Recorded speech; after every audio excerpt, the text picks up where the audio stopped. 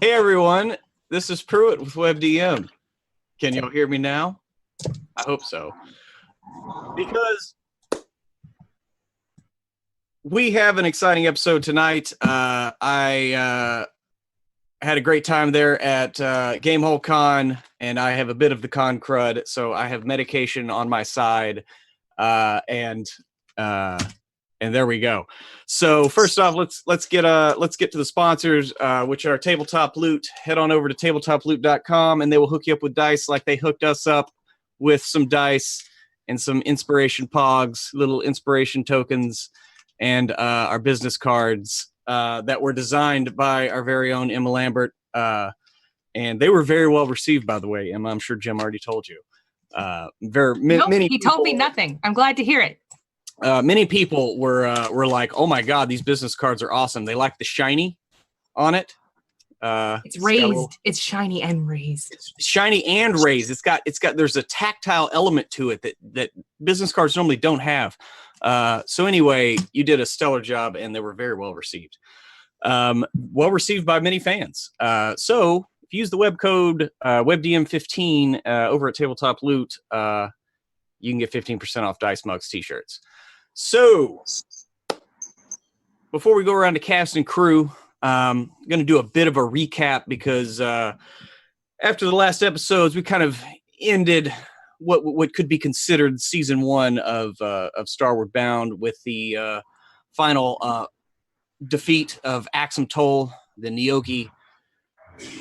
He was a bit of a villain there, and then the recovery of Cull's body, which was a particularly fun episode because we leave no man behind, or half ogre. And so what we're going to have here is a bit of a downtime, not a complete downtime episode, but we're going to have about a month off where everybody's going to go around and in the aftershock of the attack on Rantame City, there's a general rebuilding effort, and the fleets of the FTL have been redistributed to help with that. So the crew of the Dawn Rose has been offered a chance to help out in that rebuilding effort. And we are going to go around to everyone and just kind of find out what is everyone doing in their month off here at Rantame City. And so first and foremost, let us start with you, Emma. First off, how you doing? I'm good, Pruitt. I've been sick for the better part of 3 weeks, but I'm finally starting to feel better. And it is so nice to be here because it's been so long since we have played Starward Bound. Yes. I am happy to be Hildegard, who I know we discussed what we were doing. However, I was very sick, so I'm going to make some shit up right now, and it's going to sound really believable. Hilda is spending the better part of this month. One of the things that she wishes to do is to, like that life. She's going to try to work that Nyogi technology, see if we can get it functioning again. The one that we kind of got fried. And if we're still on Rantame, she's also going to help the wizards try to locate Krill, because they are better at that than she is. And generally take stock of the crew and the ship and make sure everything's in shippy shape, and compulsively eat and drink as you do when you're on vacation. That is very true. I can attest to that for sure. Alrighty. Next, we will move over to Kiana. Cool. Yeah. So our Warforged, our favorite murder robot, is not doing any murdering during this month. Instead, they are helping to rebuild wherever they can use their strengths. But it's also helping out at the library most often. That has been put into total chaos, both to, help reorganize everything, but also so that they can research into different spheres, as they do have a few names that they're kind of looking into. One is the information surrounding Dakul's mom and where she could possibly be located. And the second is the location that was on the blueprints that E found of other fellow E units. And so they want to see what the library has to offer, and what information they can gather, because they like to learn at heart. That's what they do when they're not, in a kill code murder rage. Kill code murder rage. I like that. Okay. And now we will move on over to Ellery, or Greg, excuse me.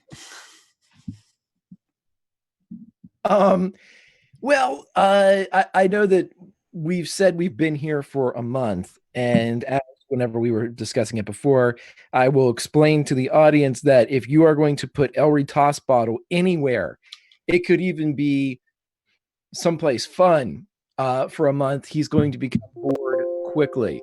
When you put him at the site of a battle and ask him to help rebuild, he's going to be bored in about 0.0 seconds. So over the past month, Ellery has not been helping. He has not been aiding in the reclamation and rejuvenation efforts of the town or the institution. He has not been doing charitable good deeds. He has not been collecting food for the homeless or the destitute. He has found that the only way he can have any type of fun is to slip into the ethereal plane with Ellie and find fun there. And thus he has spent days and or weeks at a time before emerging through the picture of painted vines inside the helm room, just to catch his breath, maybe freshen up, and then return to a land that is in all aspects, at least what he has discovered, boring at first, but could very well potentially be Neverland. And so that is where Ellery Toss Bottle is. Okay. He's been hanging out with Ellie. That's good. And last but not least, Trey, how you doing, man? Hey, what's good? I'm so happy that we're back. 2 weeks is just so long, but and the reason why you took the break, and I'm looking forward to seeing all the amazing products on the video scene we're gonna see coming up for your retreat, man. So I'm just happy that you're back, man. Thank you. Let's see, Dakul, everyone's favorite half of Kinzimo, who likes to smoke and paint. During this time off, it's going to be a time of reflection, because even though Dakul may seem a little bit lighthearted at times, there's still the gnawing at him of trying to figure out the history, the purpose, and why his mother is in the situation and disappeared. So he's definitely going to spend some time in the Magic Academy trying to do some research regarding where she could be, or any other tidbit of information. But in the meantime, since he's missing all of that motherly love, he's decided to take it upon himself to spend some good quality time with Hellion. He's definitely getting a lot bigger and maybe a little bit more rambunctious, and he needs a good father/mother figure in his life. And Dakul is up to the task. All right.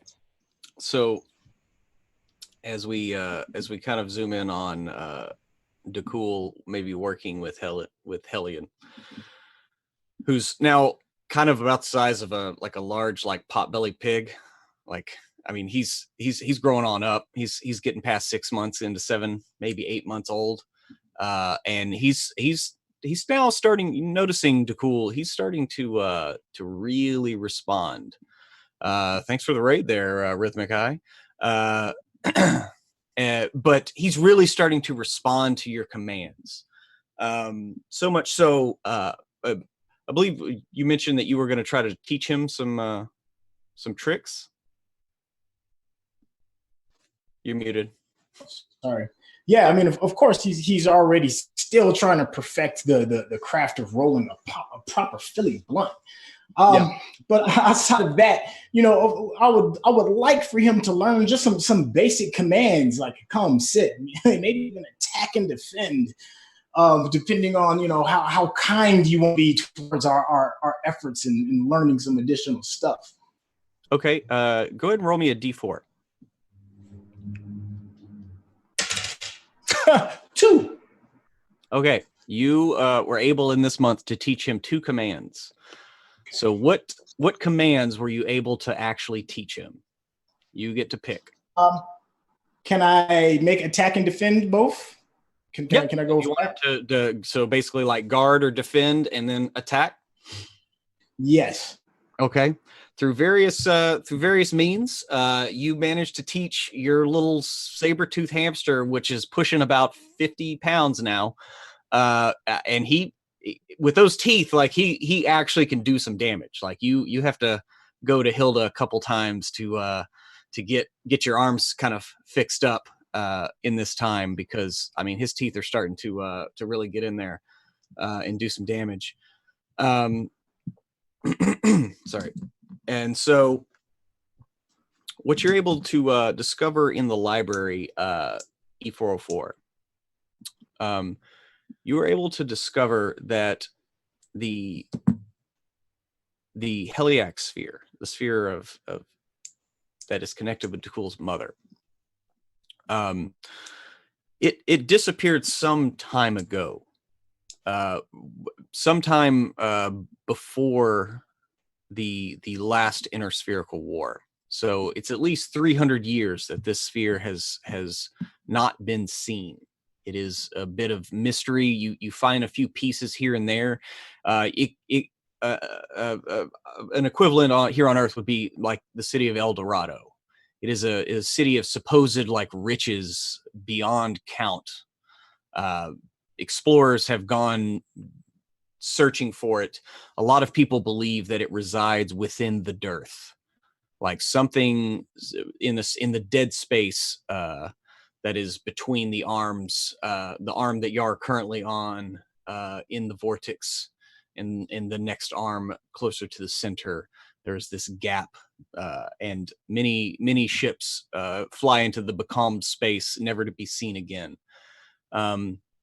Sylvina, the city of or the sphere of your upbringing, not much is found about it. There is reference to it in various books, but in the time after the last interspherical war, when everything's being settled, a lot of knowledge was lost, and you actually, unfortunately, you're not able to find much. Just a few passing references, much like what you already kind of had before, where there's just like in lists, like people saying, "Oh, I'm from the Sylvina sphere," but you know, they're people that had never traveled in space before, and they didn't have any frame of reference. It's just kind of like it's almost like customs, like it's like forms, like customs agents of refugees coming in and just kind of taking stock of people and just lists. But nothing that would point you in a direction. Elry, you learn quite quickly that that Ellie has a fairly substantial amount of control over her little pocket dimension in the ethereal space. So, but for her, it's like she doesn't have really a frame of reference for like needing things like food or comfort. She doesn't really, she just, your company is all that she really cares about. And pretty quickly you realize that she can pretty much create anything there. If you want a couch, if you want some entertainment, if you need a warm fire, she can provide that. If you need a good book to read, which probably not, yeah, but she's pretty much can do just about anything you need. It's almost like your very own like holodeck, much like the place that you all visited on Rontame City, the famed 7th floor that is now gone after the battle. But whether or not you choose to share this information is quite up to you. So, Absolutely not. No, Yeah. yeah. Ellery will not be sharing this with anybody. And basically, as soon as he would kind of go into the ethereal plane with Ellie, it's going to be nothing but like tales of high adventure. It's a fantastical element to be inside a quote unquote fantasy world of D&D and doing all this stuff. But that's where Ellery lives regardless. And so even though the stories of the day speak of great heroes and heroines that kind of sailed the seas, terrestrial and space, he is going to recreate all that with he and Ellie as the main characters. And he is just going to simply pirate the fuck out of the ethereal plane while he's waiting for his friends to figure out what they want to do in the real world. Okay. Yes. All right. And then Hilda, you are helping with the reconstruction. With many of the wounded, you helped bring them back to full health. Mhm. Joseph is very very grateful from the Church of the Way, and upon the end of it, at the end, when everything's kind of getting settled down and the FTL has sent their ships in and are now patrolling regularly, one day you are met with a little bird that just kind of flitters up to you, and it's got a small parchment with a black ribbon wrapped around it as you're walking out of the church one day. I will look at it quizzically and hold my hand out. And the bird just kind of lands on your fingers and just kind of like tilts its head. Okay, I will just say to it, "Excuse me, birdie. I think that might be for me." And I will take the message off it. I will and give it some like pie crumbs because she's been eating a lot of pie. Yeah. Just Well, time as of you year. take the message off of it, the bird itself makes like it's about to bat its wings and fly away, and it slowly just kind of fades and dissolves into dust. Magic bird. Floats away on the cosmic wind. It's a magic bird. And you are now holding just a small piece of parchment with a single black ribbon tied around it. Okay. I will look around carefully, see if there's anything else strange afoot. And she will kind of turn a corner so she's somewhere private and open it. Okay. You pull the ribbon, and it's when you notice a small stamp in black wax of a closed eye. And you go ahead and break it open. Yeah. You just merely says the words, "Follow his last request." Okay. I will quietly murmur to myself, Darmadil. And I'll go back to the ship. And I want to see my former first mate. What's his name? Ledbetter. Okay. So you go down to see Ledbetter, like y'all still have him like kind of wrapped up downstairs in the lower decks? Yeah. Okay. So you go down to the lower decks where you have him preserved. I assume you're still casting Spare the Dying on him every few days? Yes. Okay. Oh wait, you don't have to. He's breathing. Well, Yes. anyway, but yes, he's still there, shallow breathing. You've had to start feeding him get Hoban to feed him like a good berry every day. He found that's the easiest way to. You notice he was starting to get a little skinny as he's basically in a comatose state. Yeah. So you figured that was the easiest way to kind of take care of him. Mhm. But he's still there, unmoving. but breathing. Okay. I will show him the message. She still talks to him like he can hear. Okay. And she says, I haven't forgotten about you. We just needed to get ready first. And she'll show him the signet, and she will say, we're going to go to Darmadil when we can.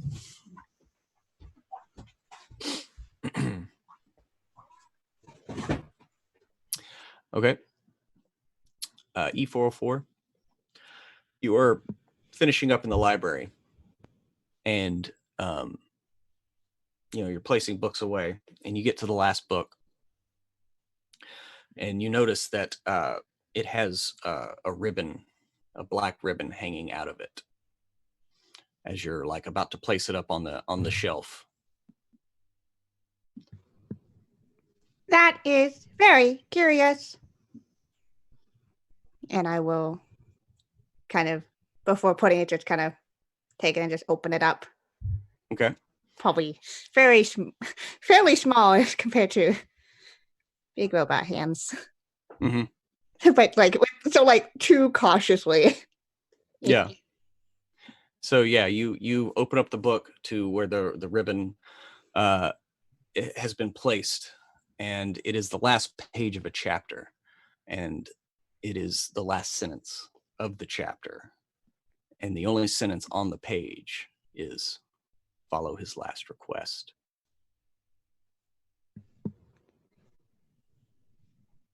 That is very odd indeed. And even as you read it, the book itself dissolves out of your hand, and just kind of the dust motes just kind of fall through your hand and dissipate before they even get to the floor.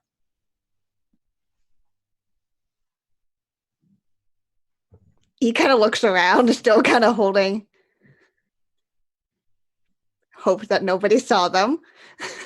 Yeah, I mean, there's just wizards and students just kind of moving about. They're very excited because they almost have the library in complete working order. Everything's back where it should be. A lot of students are ready to resume their studies and try to put the horrors of a month ago behind them. Yeah. Mm-hmm. So he will kind of just look around and then head to the ship. They're real confused. Mm-hmm. Books normally don't disappear like that. Yeah. All right. So you're heading back. Ellery, in the end of one of your adventures, as you and Ellie slay the pirate king of Vazalol and take his bounty from him, and you're counting up your coins, you remember that you actually have to pee, and so you do realize that you need to go to the actual prime material plane to do that. It doesn't really work too well here with that. So as you're exiting, the mural of roses and vines sitting upon the helm's chair is a small coiled piece of paper with a black ribbon on it.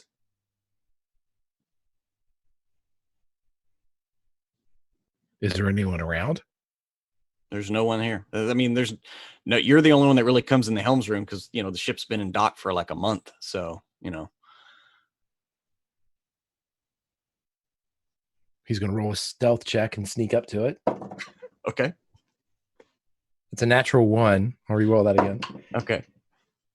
It's a 3. So let's see. He sneaks up with a 15. A 15. Okay. Yeah. The paper never saw you coming. That's what they all say. He sneaks up and he takes the paper and he looks at it. He examines the parchment. Okay. You pull the ribbon out and you see black wax with a signet pressed in of a closed eye, and you pop it open and it merely says follow his last request. And as you read it, the paper itself dissolves What the fuck? And you're left with just the black ribbon holding it in your fingers. Sorry, I forgot to tell you, Kiana. I think I want to make sure the ribbon is still there, though. Like the other stuff dissolves, but you still have the ribbon itself. Yeah, so E hasn't really moved. It's just kind of like Okay, locked sorry. out with their hand still like this. So if the ribbon's on there, the ribbon's on there. Yeah, the ribbon. Yeah. So anyway, sorry, I'm a little out of it. And to cool, you're finishing up playing with Hellion, and you're working with him, and he's like, every time you say, you throw like a stick or whatever out, you're like, attack, and he runs and with gusto. It's about, you're getting kind of done. It looks like he's getting a little tired, and you sick him on something else, and he runs out in the grass. Maybe you're over in the kind of the agriculture area, and he runs into some the plants, the potatoes or whatever, and he comes like running back, and you see like a piece of parchment hanging out of his mouth with a black ribbon on it, and he like runs up and he's like and like throws it down, but it's definitely a rolled piece of parchment with a little space hamster spittle on it. What have you got there? Dakul's gonna reach down and pick it up, but he's also gonna like look around and just see if anybody's like looking at him. It's like, if you found a lost wallet, the first thing you kind of do is look around. I mean, you look around. I mean, there's people. They're rebuilding some of the kind of the stables there. There's work on a new dormitory on the other side of the lawn of Rantame City. But I mean, in your area, there's not really. You're the only one kind of in that area. Yeah. Well, now that he has now he notices nobody's noticing him. He's definitely gonna unroll it and see what it's about. Why not? Curiosity's killing him. Okay. Yes, you open the parchment. And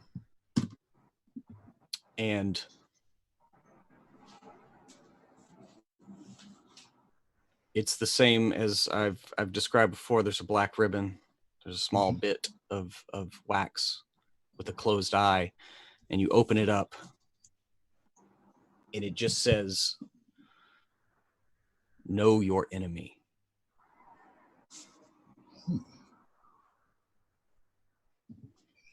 That is very curious.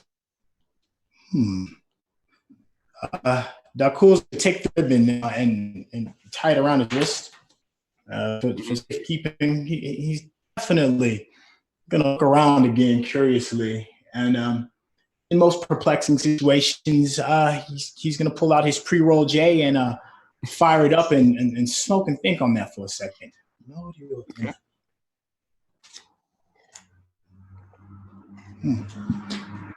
Yeah. Can I add one more thing? And he's pretty much that's gonna weird him out enough for him to be like, let me just kind of head back to the Don Rose a little bit. Okay. Kind of like curiously walk back.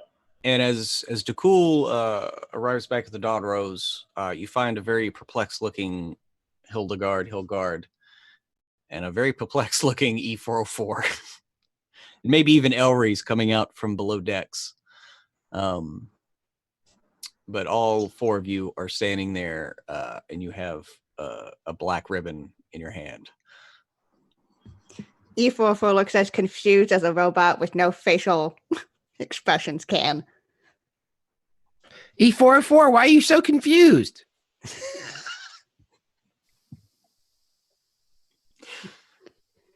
They still have their hands out as if they were holding something before.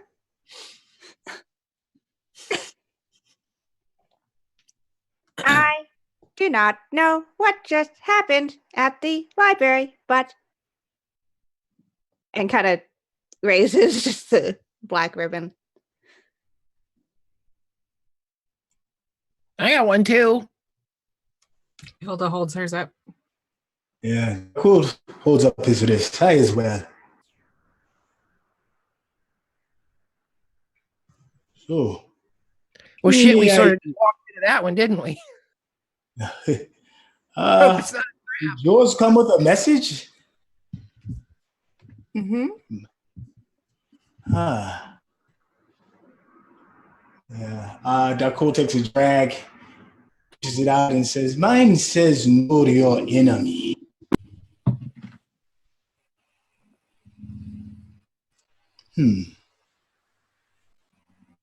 Do you feel that somebody is watching us?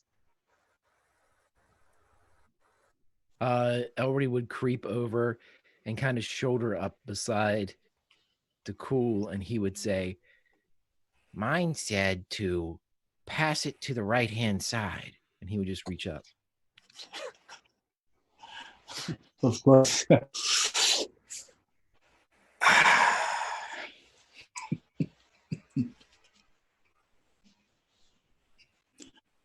Yeah, it So- said something about best wishes for mine.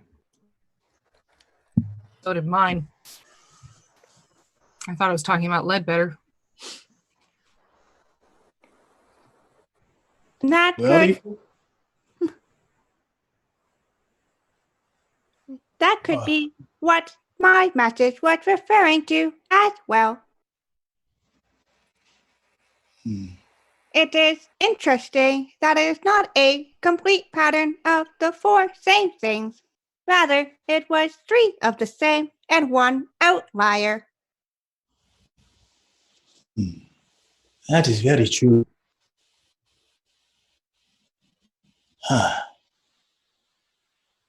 So how should we respond to this? Use some type of magic, given how the page disappeared. I mean, does anybody have any disintegrating birds? Hilda takes it.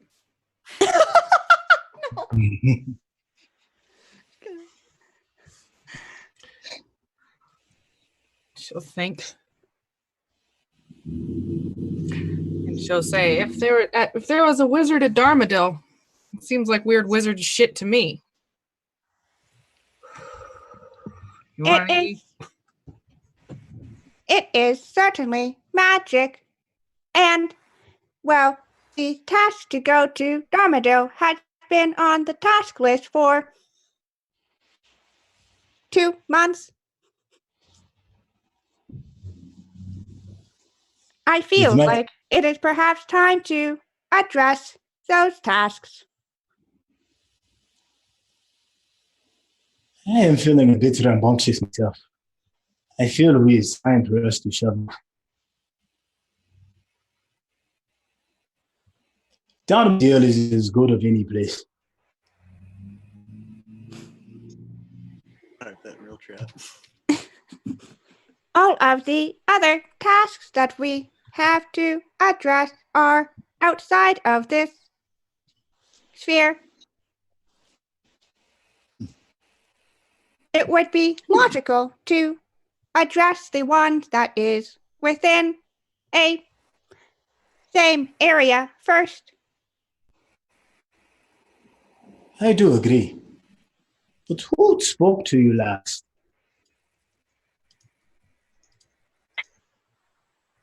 Were you all together when a request was made when I was not present?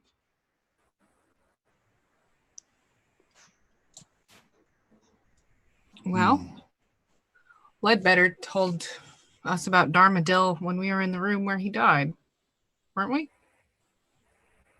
Or no? It was so long ago, 2 months ago. He had a letter on him when you found his dead body. He had a letter. Almost like a living will that he just kind of carried with him. Right. That's what it was. But it made mention of going there. So is it safe to assume that we have been pointed in the right direction from the dead?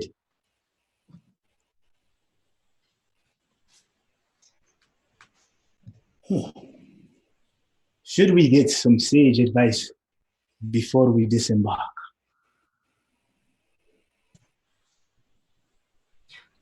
We could. I'm a little bored of this place, to be honest. don't know how you guys feel. Oh, fuck yes. Elric, I'm about ready. does Ellie know the proper directions to get to Darmadil? I mean, I'm sure if we tell her.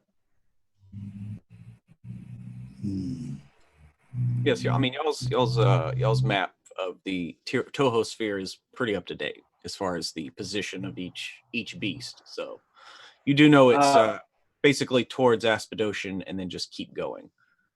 How long of a travel is that? It'll be a few days, like 5 or 6 days, less than a week. Okay.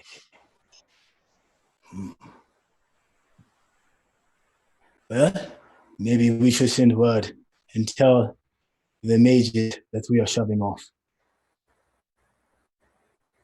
That would be wise, so someone knows which way we are headed in case something happens. There's plenty of workers like on the docks. There's another ship moored across the dock from y'all, so there's plenty of people around if you wanted to send a runner. Yeah. As first mate, I'll send the closest guy, closest red shirt, and be like, go to the mages and tell them we're about to leave. Okay. And he runs off, and start getting the ship ready. He comes back a short time later. Wishes us safe travels and be careful. Darmadil's quite reactionary. That's all he said. Just be careful. Action. And y'all have heard tales, of Darmadil. Like, it's very dangerous to go near that beast, but as long as it doesn't see you, it's fine, pretty much. But it is just kind of a big pill bug.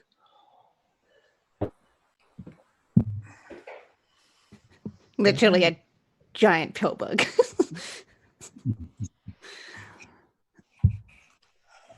All right, Captain Hilda. Yes. Should you give the command to shove off? Yes, let's make our way to Darmadil. Okay. And so, you your crew springs into action. College Bill cuts the main line as he has joined your crew. That's a good job, College Bill. We don't teach that in college. I believe you think maybe Hey, College Bill, shithead, we don't cut that. We just weigh it, and then we bring it back in. Now we got to reline the whole thing. Thanks, College Bill. I didn't learn that in college. I'm sorry. And I mean, my name's William, if you want to call me that, since I'm not in college anymore. But You'll get called whatever we think you'll get called, Billiam. I vote asshole.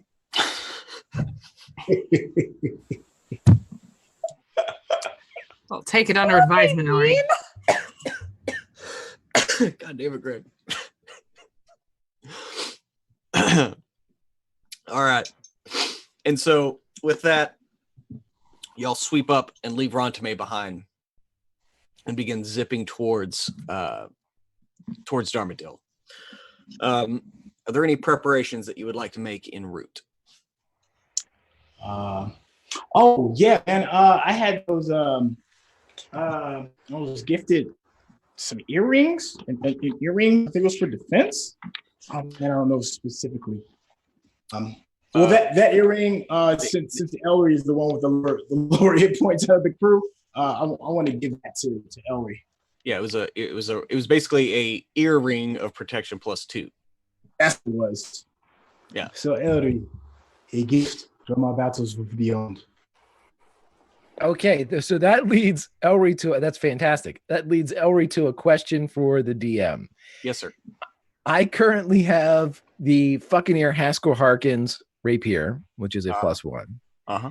I currently have the fucking ear Haskell Harkins hat, which is a hat of disguise. And I've got a laser pistol, all of which are deemed magical in this wonderful world of Starward Bound, The Incredible Journey. What I don't know is the attunement factor that we are currently playing with. If these are 3, then I need to.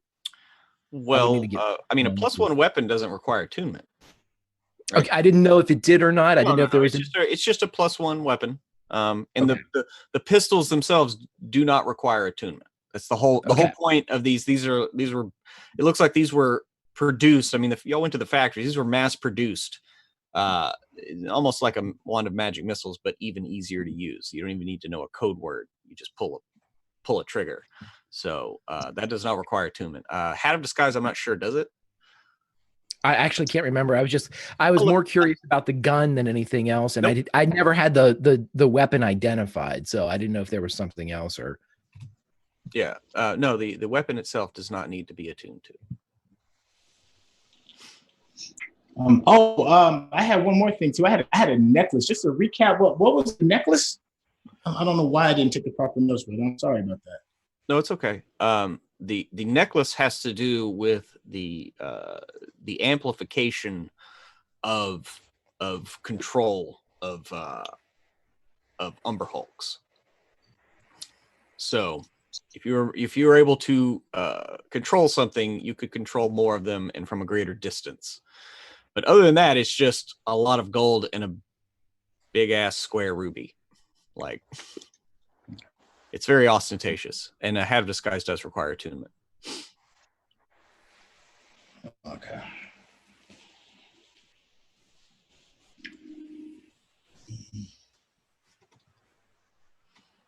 During our downtime, I will be spinning that with Hellion.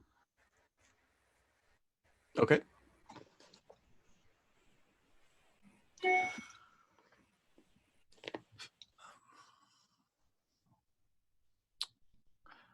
Okay. So if there's no other preparations to be made, y'all make the trip uneventfully. It's like I said, it's only about 5 or 6 days to get there. And as you approach Darmadil, you see a beast like armored, like brown armored plates with this kind of almost like a bioluminescence that comes up from between them. He has these like long coiled antennae that curl and curl further inward, and it almost just looks like it just kind of weaves and chitters to and fro as you approach it. It's much smaller than the 2 beasts that you have seen before, but it is still immense in its own right, and could easily, if it were to see you, it could easily, probably destroy the Dawn Rose. So don't let its smaller stature embolden you to do something silly. The big thing here is ships do come here, mostly dwarven ships, because it has a particular species of parasite that reside in the kind of the nooks and crannies of its armored chitinous plating, and it's a dwarven delicacy. Whenever your new cook finds out that you're headed here, she specifically asks if she can depart in order to recover some of these, because she's I imagine we've been planning for this whole 2 months. yeah, like Olga's like, trust me, Captain, if you've never had it, it's the best soup. It's the best. You can make a nice pie, a nice meat pie out of it. You cook it in its own shell. These little buggers. You don't even know. You haven't had Confit bug? Mm. Okay. Yes. Trust me. Yes. You will love it. Oh God, I'm the captain, but you're the food captain. Well, and you get to do what you want. If you provide me with some men, we can recover these. But we must be quick. We must be I've heard the tale of the air getting sucked right out of your lungs at this beast. It's yeah, and that's another thing that you have been warned about is there is no air pocket around Darmadil. Usually ships can only be there very quickly because they find their air pockets being drained away from it. Just because of no one really knows for sure, but Well, be careful, Olga. But as you, like I said, as you approach, what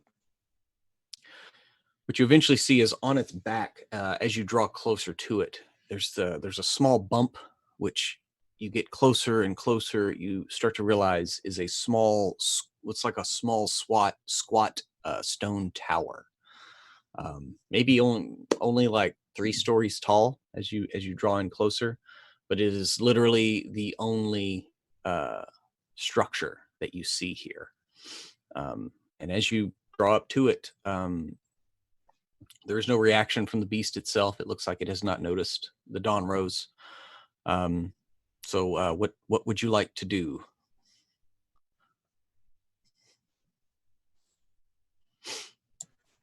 Captain. Given that we know that our atmosphere will be a problem, I think we should find out if it is possible to walk around this structure. I agree. I think we should examine the structure, see if we can dock there. Okay. Yeah. As you draw near to the structure itself, you do see a small landing that extends out from it. I mean, it literally just kind of looks like a 10-foot section of almost like a gangplank that has, it has like a buttress to support it, that kind of curls up, almost looks kind of like Darmadil's antennae, like a, just like a simple like wire buttress kind of thing. So, I mean, it looks like you could just kind of pull up and moor right next to the top of the tower. And that's what you should do. Okay. You pull up more next to the tower, and as you kind of dock with this thing, what you do notice is you are solid. Like y'all have never docked like kind of in space like this before, with a structure so close to the ground in which it's attached to, but the Dawn Rose. Its weight kind of gives, and it is attached. It is sound, and you don't notice anything particular with the air. Like just everybody's still breathing okay. But you look out on the top of this tower, and it is just a flat cobbled surface. Every now and again, like a stone juts up from the side. There's no real regular pattern. It's not like square bricks. It's kind of more like a sandstone kind of thing. And so around the edge, where you normally have like crenellations or whatever, it's all just kind of stones just sticking up. But it's probably about at the top, it's probably about 40 feet in diameter, but it does look like it kind of like it is wider at the base and then at the top probably goes out to about 60 feet.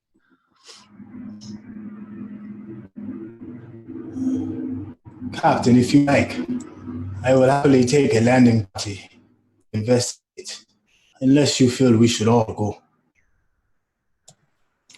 Well, who did you have in mind, Nicole? He 404. And maybe 2 red shirts.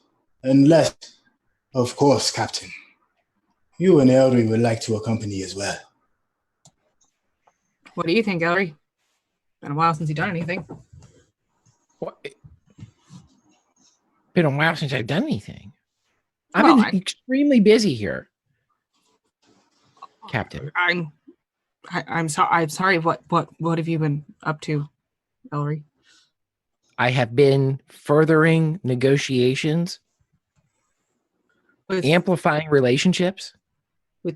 With whom? Conducting cross-planner treaty and with an emphasis on a friendship. I've been hanging out with Ellie. That's what it sounded like you were trying to say. Not meaning to diminish it, but I figured this is something you've never done before. Do you want to do it or not? Not breathe? Well, I mean, I'm not sure. It sounds like something that might be fun for a few moments, but not fun after those few moments. I don't know, Captain. I'm going to leave it up to you. This seems like a command decision. I have the wrong color shirt on. Well, to be honest, I'm kind of bored. Why don't we just do this? We can bring the red shirts if we want, like let them see something. But I'm bored. Yes, I fully support bringing the cannon fodder in the red shirt along with us. Yes, our faithful crew members. Maybe College Bill. College Bill can come.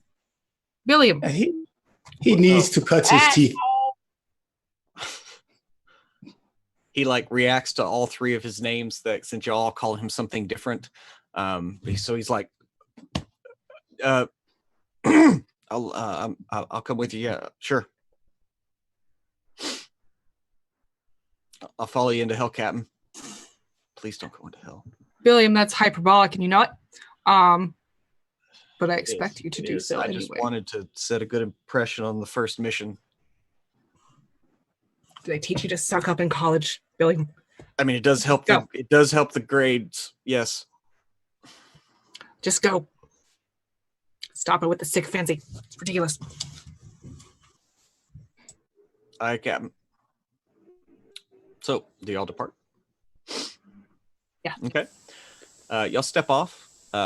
Step onto the top of the tower, and you don't notice anything. You're breathing just fine. You don't notice any thin air. The gravity seems pretty normal. And then you said you were bringing College Bill and 2 red shirts? Okay. Yeah. So y'all step off and you're just fine. Red shirts step off and College Bill steps off and they step onto the tower. And you're all kind of just like looking around over the kind of the armored plating of this and the soft blue glow of the bioluminescent ridges in between the plating. But then you notice like your red shirts and College Bill, they're like they're starting to cough and like turn a little blue, whereas y'all aren't. And you feel the cold energy of those black ribbons, which, whether or not you brought them with you or not, seem to be upon your person. And College Bill like starts stumbling back, and he kind of stumbles back onto the Dawn Rose, and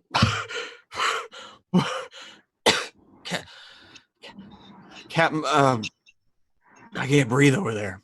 And the red shirts, they eventually like make it back across the gangplank, and they cough back to raspy breath.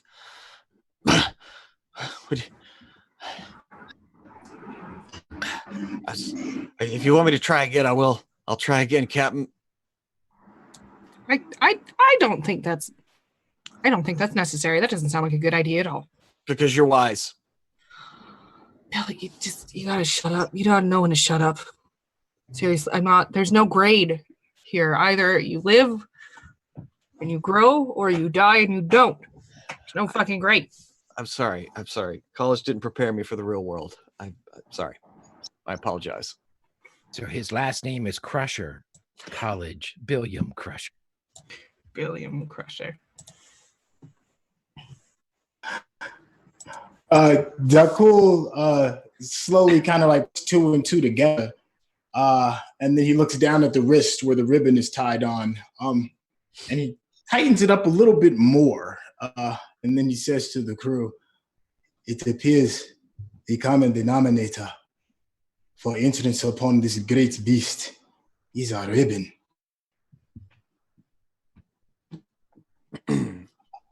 How far is Dakul from one of those creatures where the bioluminescence is displaying? I mean, if you go to the edge of the tower and look down, the tower itself is kind of centered in one of the armor plates. So you more see it like looking forward where the plates overlap, like looking down into the gap between there. It's only about 100 feet away from the tower. The tower itself is probably about 60 feet tall. So it's not far away. I'm going to cautiously walk towards one of those where the separations where the bioluminescence is, and just stare at it. Because the first thought that comes to Cool's mind is remembering the bioluminescence green plant life that he encountered earlier. And he's kind of in a frame of mind of maybe getting more paint supplies or just seeing what it is and if it means anything.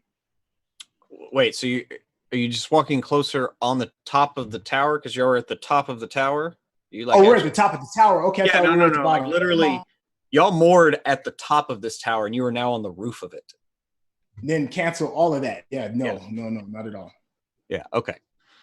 Cool. So what do y'all do? Standing on atop this tower. Is there an entrance inside? None that you see, actually. Okay. I'll just search around a little bit. Okay. Where are you searching? I'm gonna search are we at the very top and there's no like walls or anything? No, you're literally standing on top of a flat tower. Just pebbles. Like I said, it's just kind of a pebbled rocky top. And there's no obvious way down? Nope. I will search the ground. Okay. Captain, we could talk to the bug. You want to talk to the bug? No, we can. You can, if you want to, you can. That's fine. Well, we've been warned not to piss it off. It's very reactive. However, I know that I can use my magic and communicate as I did with Rontame. I might be able to communicate with the bug. You gonna use all those friendship skills you built up this month, Ellery? Is that what you're gonna do? I detect sarcasm in your voice, Captain, and You can't I detect appreciate it. And so I will simply default to following orders. So, my captain, we can talk to it or we can search around. I leave it in your capable hands. Have a chat with the pill bug. I would like to see this. I want to see it. Are you ready to lose? And he leans forward. Obviously, your most trusted and valued crew member. He looks a bit at E404 and Cool. I mean, I will do it if you order me to do so, but... Are you saying you want to or not now? I'm confused. I figure... I'm saying it's an option. Again, I do not have the hue of shirt to make the formal decision. When we're off the ship, can't we just like form a more egalitarian unit? I mean, we all have our own will. I don't want to be the captain all the time. You guys knew me before I was the captain. I'm the captain on the ship. Can we just make our own decisions? Unless they're totally wrong. Can we just make our own decisions? All right, well, I was about to ask you passive perceptions, but I realized that 15. we have D&D Beyond extensions. Yeah, 15 for me. Okay. Yeah, as you are having this argument, no one seems to notice that a doorway has appeared behind you. And on the door, and like literally when I say a doorway, I mean like it's just a doorway. If you were to like look on the side, it's only about 2 inches thick. But it is a black stone door, and there's a face in the door. And it's as you are talking, it's just kind of like just nodding, like, yes. And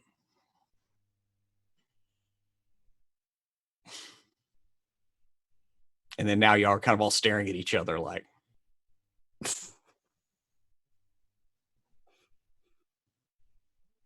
Hello. Hello. Who are you?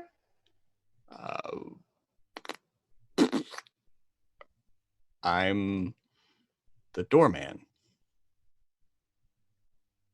The doorman. Well, As I in mean, the meaning that you are someone who helps to look after who goes in and out, or are you quite literally a man within a door? I am not sure which meaning you are alluding to. are the two mutually exclusive? I suppose not. Well, then why can't they be all?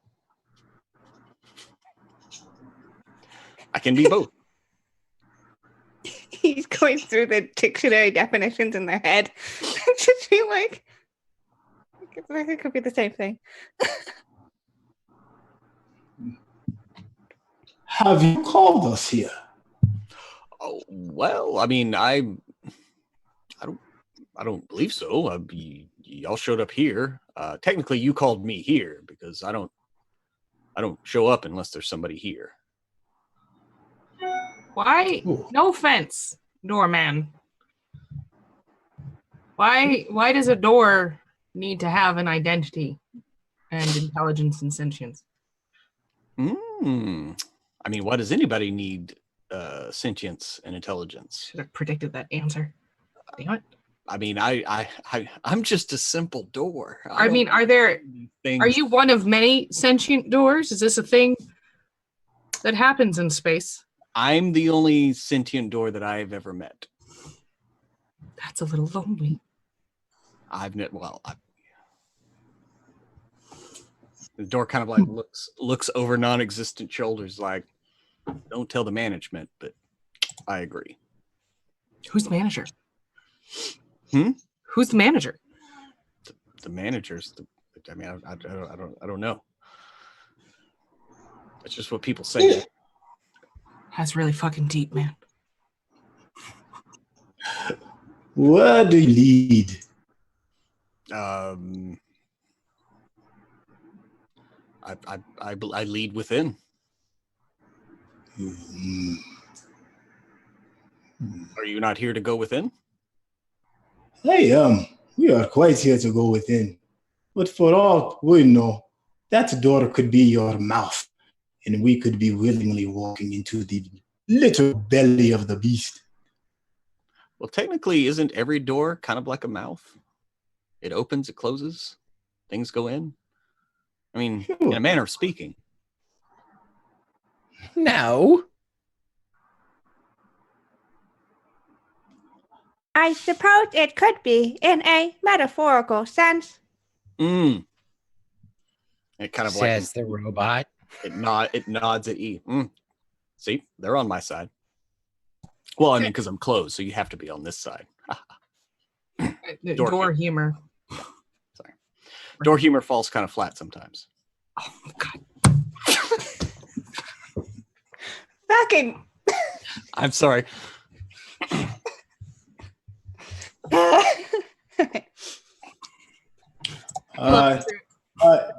Dakul is going to walk towards the door. Okay, you walk towards the door. The door is about 8 feet tall, about 3.5 feet wide. I mean, it's a general size of a door, maybe a little bit bigger. Looks like it's made out of either obsidian, onyx, definitely it's made of like some kind of rock mineral, but you can't see through it. But you have this face. I mean, and it moves like a normal face, but I mean, it doesn't make like grindy rock noises when it's talking. It moves fluidly, but it's just a nondescript face. And it's just kind of looking at you, like as you walk up and look at it.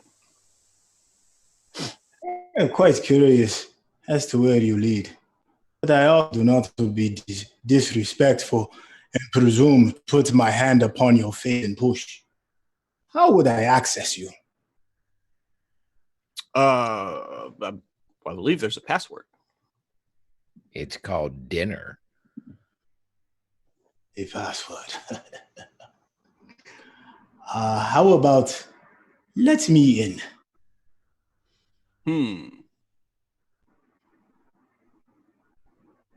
It was a good try. Ledbetter. And he kind of, you seem like, I think I remember him. I don't have a good memory. Sorry. Sounds familiar though.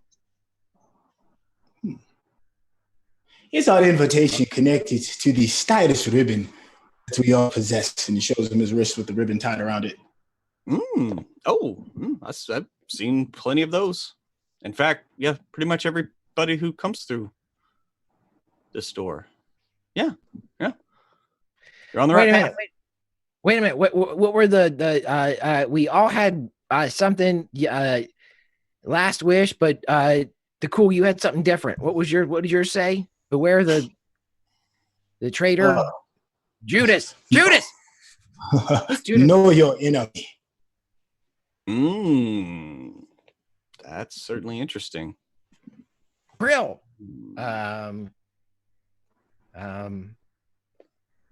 Enemies. We got a bunch of them. Everybody yell about. Well, Mine will forever be the Nyogi.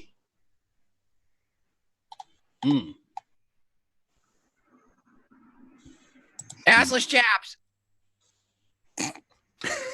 Did the wax signal, like the wax impression, survive as well, or is it just the ribbon? Just the ribbon did. All right. Hilda's gonna say, I'm gonna try something, and I'm probably gonna look like a jackass, but I'm gonna try it anyway. And she remembers that the wax signet looked like a closed eye, so she's gonna go up into the door's face and wink like that. And the door just kind of like he kind of winks back at you. It's like, I mean, Yeah. I don't know. Now I look like an asshole. Are we counting all of our possible enemies, including ones that have been defeated? Axum Tall. Haskell Harkin? I don't know him. I've never met him. No, never seen him. Buccaneers? Never seen that one. I'm not sure what you're your getting at enemy. with that. Oh, you're doing you're listing.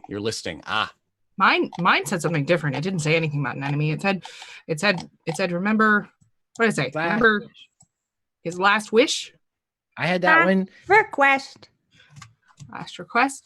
Ledbetter's last request was to find Darmadil. Hey, you did it. You found him. That's patronizing door. Can you give us a clue? But You technically you've been given a clue. It's like, and he kind of like looks at DeCool. DeCool's the enemy. God damn it, DeCool! I knew it. Hold your horses. Then DeCool puzzlingly looks at the blackpin again. He unties it and rolls it out and inspects the ribbon in whatever ambient light that there is to see if there's any inscription on it. Okay. You hold it up in the blue glow from Darmadil itself that kind of comes up around you. You clearly see the faint. It's almost just like, like the ribbon is kind of worn thinner in certain spots, and it spells out, "Know your enemy."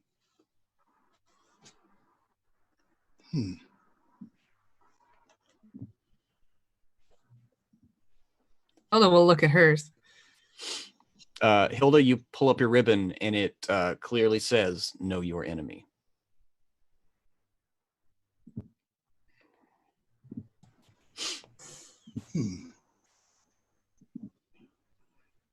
Perhaps it may be those shadow fae? The ones that are after Ellie and the ship. Maybe it is a play on words. And no, as in KNOW, you are in me. I am grasping at straws. But maybe in order to go in the door, you must know that we are in him. Then he looks back at the door and says, I know I am in you. Not yet. No. You're clearly like standing like right over there. Doesn't this get boring to you, doorman? It does. A lot of people figure this out quicker, but Why don't fine. you? No, our enemy. Shit, we've gone through everybody. Krill, what's her name? I had sex with her. I've had sex with so many people. Yeah. Okay. Yeah. That's you're still listening, huh? The gnome. Orleo?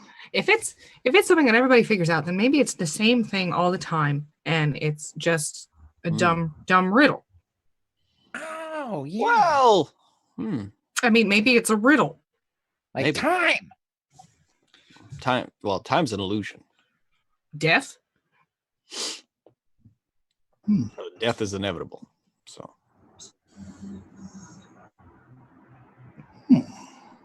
Well, I'm stumped. I guess we better go. Who is everyone's greatest enemy? Could it be battle one has with oneself? Could we be our own enemy? That's Masturbation? Dakul looks at the door and says his name. Dakul?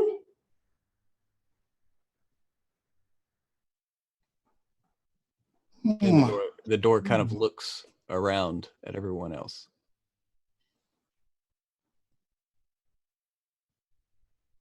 I think you should say something. Hilda?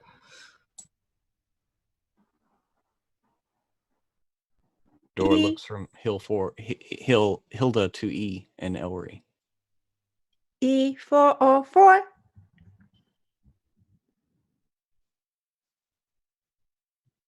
Ledbetter?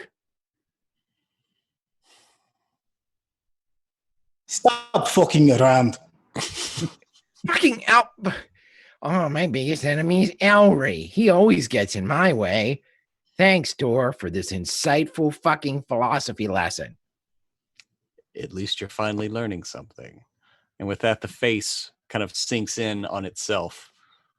And the door is no longer a door, but you realize is an open passage as you feel a slight waft of air kind of brush your cheek. And the blue luminescence kind of, you see it barely push into the walkway, but other than that, there is no light. Dakul securely ties the ribbon back onto his wrist. And he kind of like puts his hand through the space and see if there's like a temperature change or if it just feels differently. Just curiously before he walks. You put your hand in, and it's ambient temperature is about the same as out here. It's pleasant, unremarkable almost, as in like it just feels like you can't feel the air in there. Like there's just no. It's like perfect with your body temperature. Actually, that'd be terrible, but sorry. Dakul continues to step through. Okay. Y'all see Dakul walk through until you can no longer see him. As he kind of steps through into this hallway. My God, I guess we just have to break on through to the other side. I'll go next.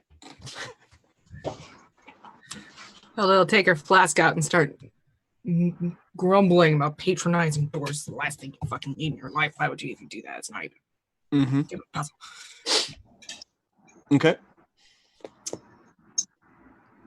And Yeah, he just follows in.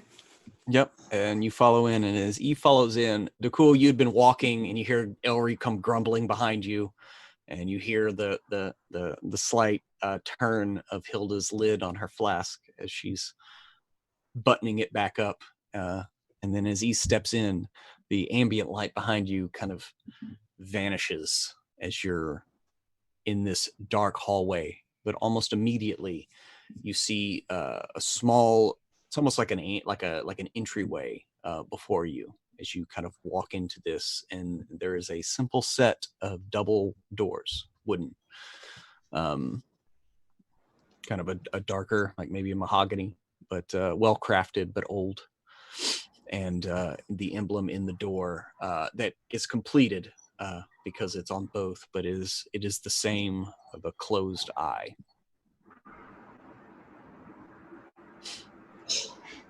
Is the door solid like the first door? Like, does it look like there's a knob or a knocker? There's handles. There's handles there, one on each door. But like I said, it's more of a solid wooden door.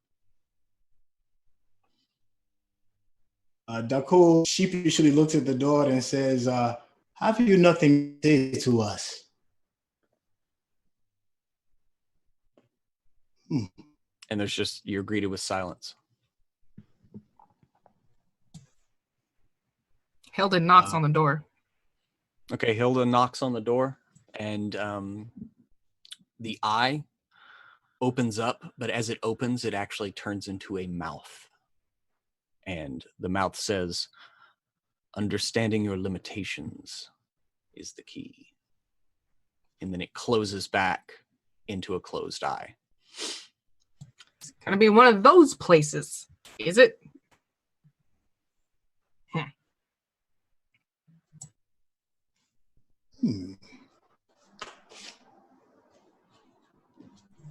Try to open the door.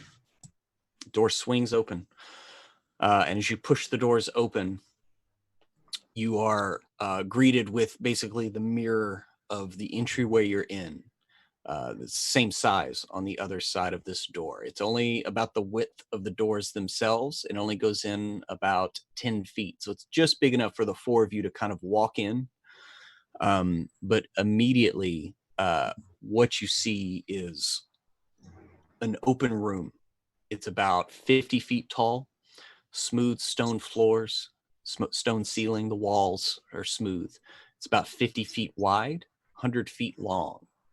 And as you look out across the floor, the door is shut, and you're only in darkness for the briefest of seconds before you start to see arcane runes light up on the floor in various colors. There's red, and there's some blue, and there's some green, and they begin lighting up.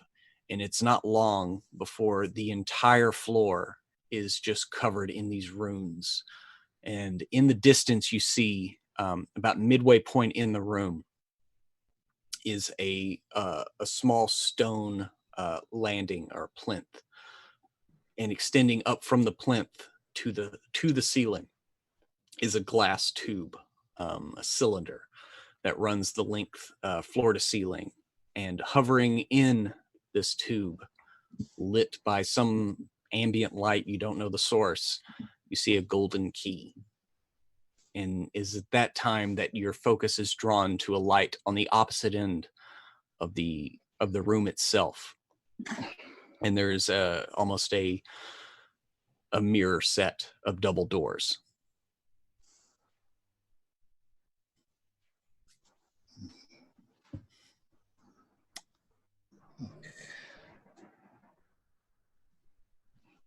And that is the room before you. There's nothing to fight. There's There's nothing to around to drink. Oh my God. I don't know what to do. We're in the room, right? You're think of it this way: there's the room itself, and then you're in just kind of like a little antechamber. You'll have enough room to stand where you are, but as soon as you were to enter the room itself fully, like I said, the hallway or the room itself is 50 feet wide. So you're coming in at the bottom side here. Just think of that, coming in at the bottom side here, 50 feet wide, 100 feet deep. And it's just, there's doors on the opposite side mirroring the doors that you're in, that you just came through. It looks like there's a small antechamber on that side as well. But halfway in between here and there is a stone, like a little stone rise, and a glass cylinder that runs floor to ceiling, and inside that tube is a golden key. Is the floor covered in runes, or is it they're just spread out randomly, specifically? Like, No, it is pretty much. It is almost every square inch of the floor is covered in these round runes. I mean, they are almost like right next to each other. There's not really, just looking at it, I mean, there's not really anywhere to stand.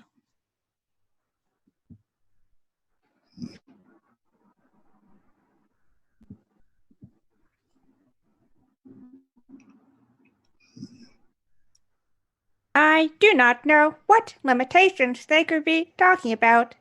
There are several different kinds, physical and psychological, and they vary among different people.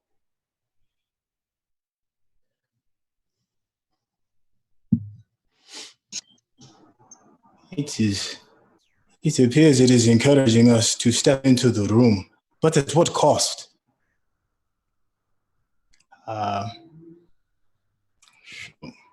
Hilda takes she takes like a cookie or something and throws it out on the table.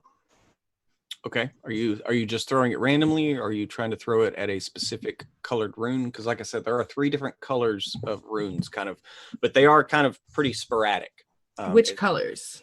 There's red, blue, and green. She'll start with the red one. So you're just going to toss a piece of cookie at the red one? Mm-hmm. Okay. You toss a piece of cookie at the red one, and it the cookie just kind of lands on the floor and rolls forward. Okay. Try one at the blue. You throw one at a blue rune, and almost immediately there is a cacophonous explosion.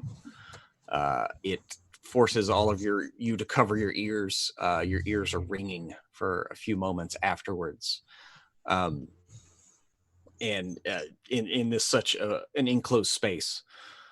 And you just kind of like, oh shit, and then look back, and the rune itself like dims for a moment as the explosion subsides, and then you see it slowly like flicker and light back up after a few seconds. Okay, don't touch the blue ones. Throw one at the green one. Okay.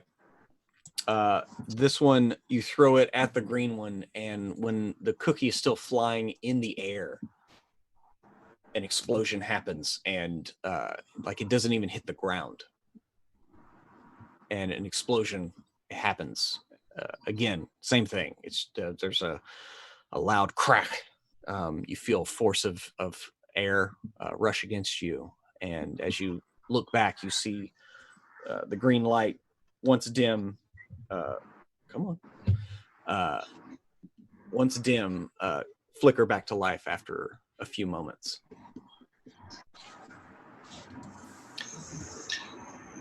Well, let's be Well, careful. that isn't good. So, the red seems to be the proper path for the moment. Elry, what is the limit on your floating disc? Well, I can cast it and it trails behind me at about 20 feet, but I can cast it anywhere around like 30 feet. How much can it hold? What is the limit? 1E404 or the 2 of you.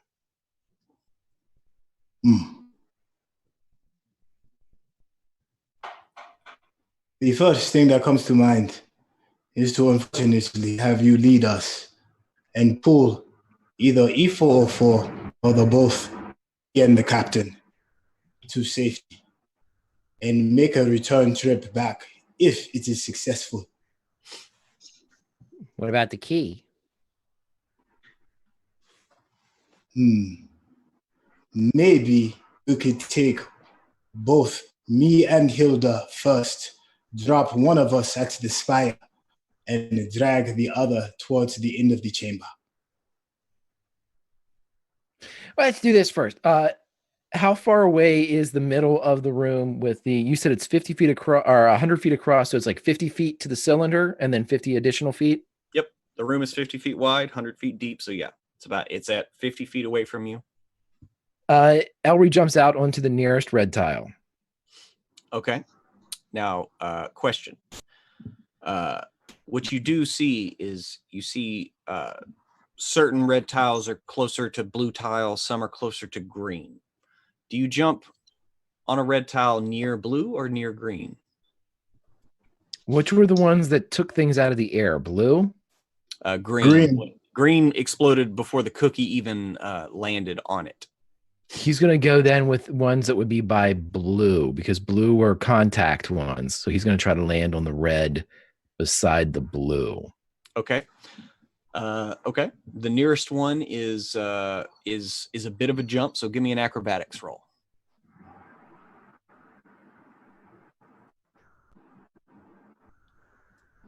$15 plus 12 is 27. Okay. Elry, you hop out and you land in the middle of this rune, and nothing happens. It's fine, everybody. Come on across. I'm joking. Stay there. Stay there. Okay. Where's the next closest one? Next to a blue. Okay. This will be I'm going to do something here, because now you are having to make you had a little bit of room to kind of maneuver and jump. Now you're making basically standing jumps.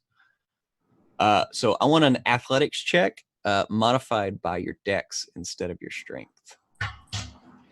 Athletics modified by dex instead of strength. Okay. That's going to be... How's a 13 strike you?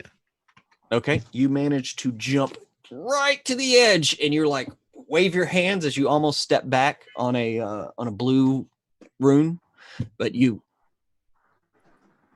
even yourself out, and you are fine. And so now you are about 20 feet into the room with those two jumps. He'll turn around, and before he gets too far away, he's going to cast back with the group Tensor's floating disc. I have a 30-foot range on that, so he can cast it back inside, and it'll trail at 20. So as soon as he starts moving from this position forward, it'll go out into the field. But Elroy's going to turn back around and be like, guys, the disc idea is awesome and all, but if it floats over a green, we're probably in trouble. Yeah, I was going to ask, how high off the ground does your disc float? I think it floats 2 feet, and then it's not affected by any elevation more than 10. Let me double check, though.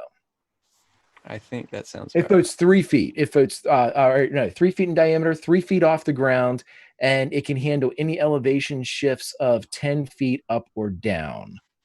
Anything more than that, though, it can't handle. Okay. Okay. Jim, just out of a question, with my ability to walk on like unsure surfaces like water, does Dakul's feet actually touch the water when he walks across that surface? Or no, it touches the water. You just you know how to use your body positioning and traction to their utmost effectiveness. So you just know how to walk on, I mean, because that's that 9th level ability. You can like run on walls and run on water, and so yeah. You Remo Williams that shit. Yeah, you Remo. I mean, you still touch the water. It's totally like that fight scene in Hero. Like they're still touching the water. It's just they know how to flatten the surface out enough to get pressure enough to push off of it. Exactly. I kind of figured as much. Yeah. And the explosion was immediately as soon as you touched the red, correct? I mean, not the red, but the blue.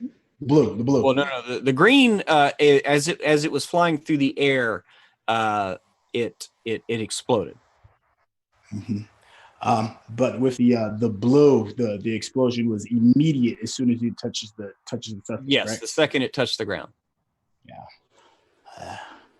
I don't believe it is possible for me to run across the. Shoot. I got this shit. Don't worry about it. I mean, just the disc is there. Put a cookie on it, and we'll test a theory. And if it blows up when it goes over a green, then we'll know that you guys shouldn't jump on it. Okay. Yeah, maybe. I don't know. What do I know? I'll put a cookie on it. Maybe that'll work. Okay. You put a cookie on Tensor's floating disk, and it carries it with ease, as it is well below the weight limit. Okay, where's the next one? Will this one take me? I'm only 20 feet across. I don't know how far I have to go to get to the actual cylinder, but that's where he's headed. If he can, opt to take a red beside blue kind of pattern, he wants to head Pruitt towards the cylinder. So he wants to get near to that thing if he can. Okay, yeah, you kind of had to, like I said, you're about 20 feet away, but you kind of had to go off at an angle. You would say you're a little under 40 feet away from it, like 35 feet away. Son of a bitch. Okay, I tell you what, let's do a test run here. I'm going to go to the next farthest one. I want to see what happens when Tensors goes out into the pattern, because something tells me nobody's going to go through the trouble of making a rune trap like this if somebody could misty step across it or dimension door or something like that. So I want to see what happens when magic, especially like transportation magic, gets introduced into this field, and I want to see what happens when the Tensors gets floated out over top of it. So he's going to go to the next farthest one. Okay, like you're jumping, or you're going to use you're going to misty step there. Oh no, he's jumping. He's going going old school. Yeah. Okay. It's the next one that you can jump to. The next red one is it's not that far away. It's you'd like to jump a little further, but it's only a good it'll get you a good 5 feet closer. Like you can kind of hop a couple of runes over to it. Okay, so it'll be enough to drag it over, because I'll get 25 feet and then it'll drag 5. Okay. Yeah. So do you need a roll for that, like acrobatics or? Yeah. Give me an acrobatics. This isn't as far, so you can just kind of like do a little front flip. Okay. 19 plus a 12 gives me a 31. Yeah, you do. You do like a front flip and land right in the middle of it, and your disc kind of pulls out over the runes a bit. And as Elry strikes a pose, the cookie itself kind of floats over a green one and explodes. Okay, important safety tip. No one should ride the Tensors lest you explode. Yeah. 3 feet. So, Captain, what do you want me to do? I think you should try to get that key. I concur. Any suggestions? Just jump really carefully, Elry. The key's inside some type of cylinder. What are the runes that are immediately around the cylinder? Again, it's a random assortment. Okay. There seems little rhyme or reason, and it's Okay. There are, now I will say this, there are more red and blue runes than green. So it is a little bit easier to kind of find it, but it's one of those things where you kind of have to find a red rune that is only around red and blue instead of green. So that's what Elry's kind of having to do. It's not like you can just kind of like hop. Well,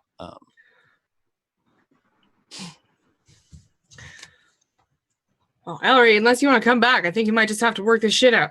We can try and hit the cylinder. I doubt it's like breakable. What? We're supposed to figure out what our limitations are. Well, my limitation is going into a room where I have to hippity hop. It's pretty limited. That's not my limitation. I've gotten this far.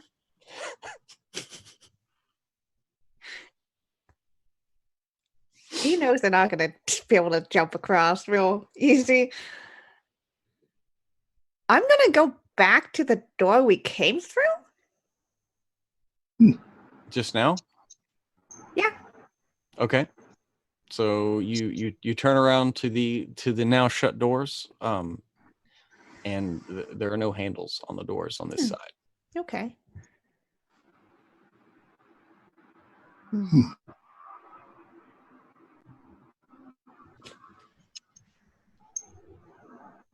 All right. Elry, are you still continuing, or have you paused for a second? I'm just waiting for instructions.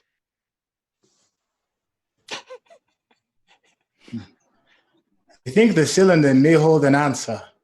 If Elry can get to it, it is possible he could find another clue.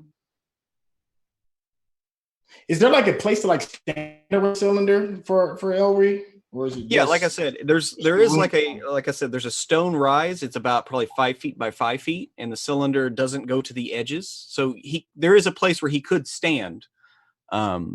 And on this side, you can tell that there isn't a green rune on this side, like right next to the stone rise. So if he could get there, yeah, that looks like there is a place where he could stand on it next to the cylinder.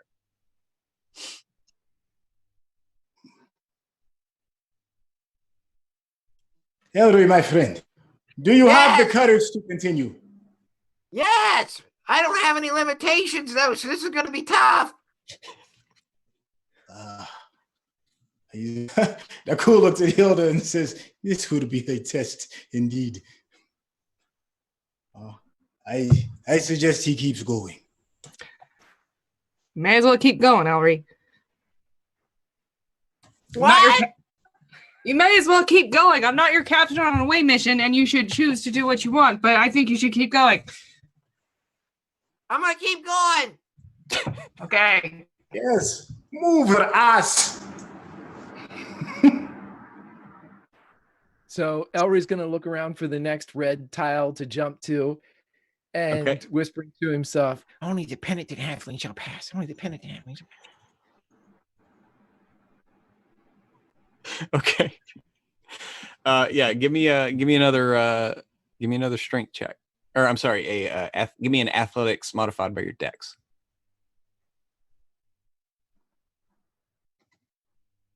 Okay, that is 18 plus 4, 22. Okay. Yeah, you managed to jump quite easily.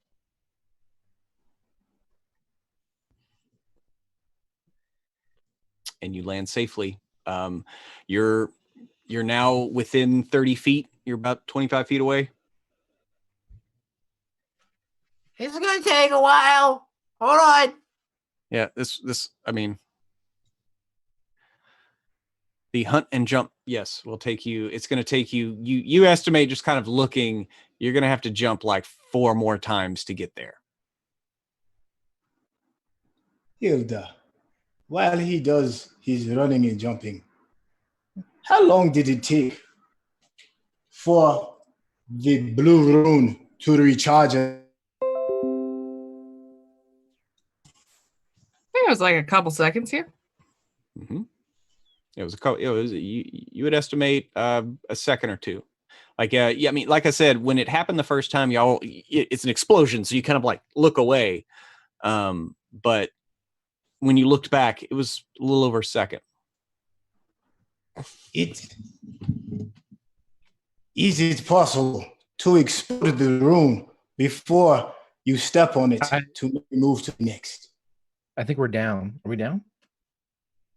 Looks like we're down. Oh. Uh-oh.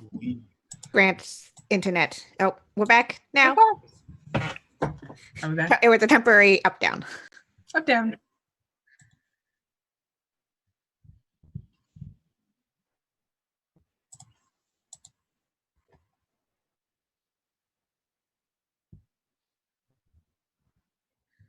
Yeah, people are saying we're back. We're back.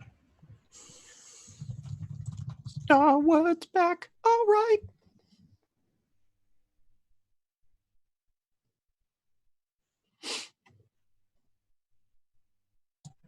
The internet knew its limitation.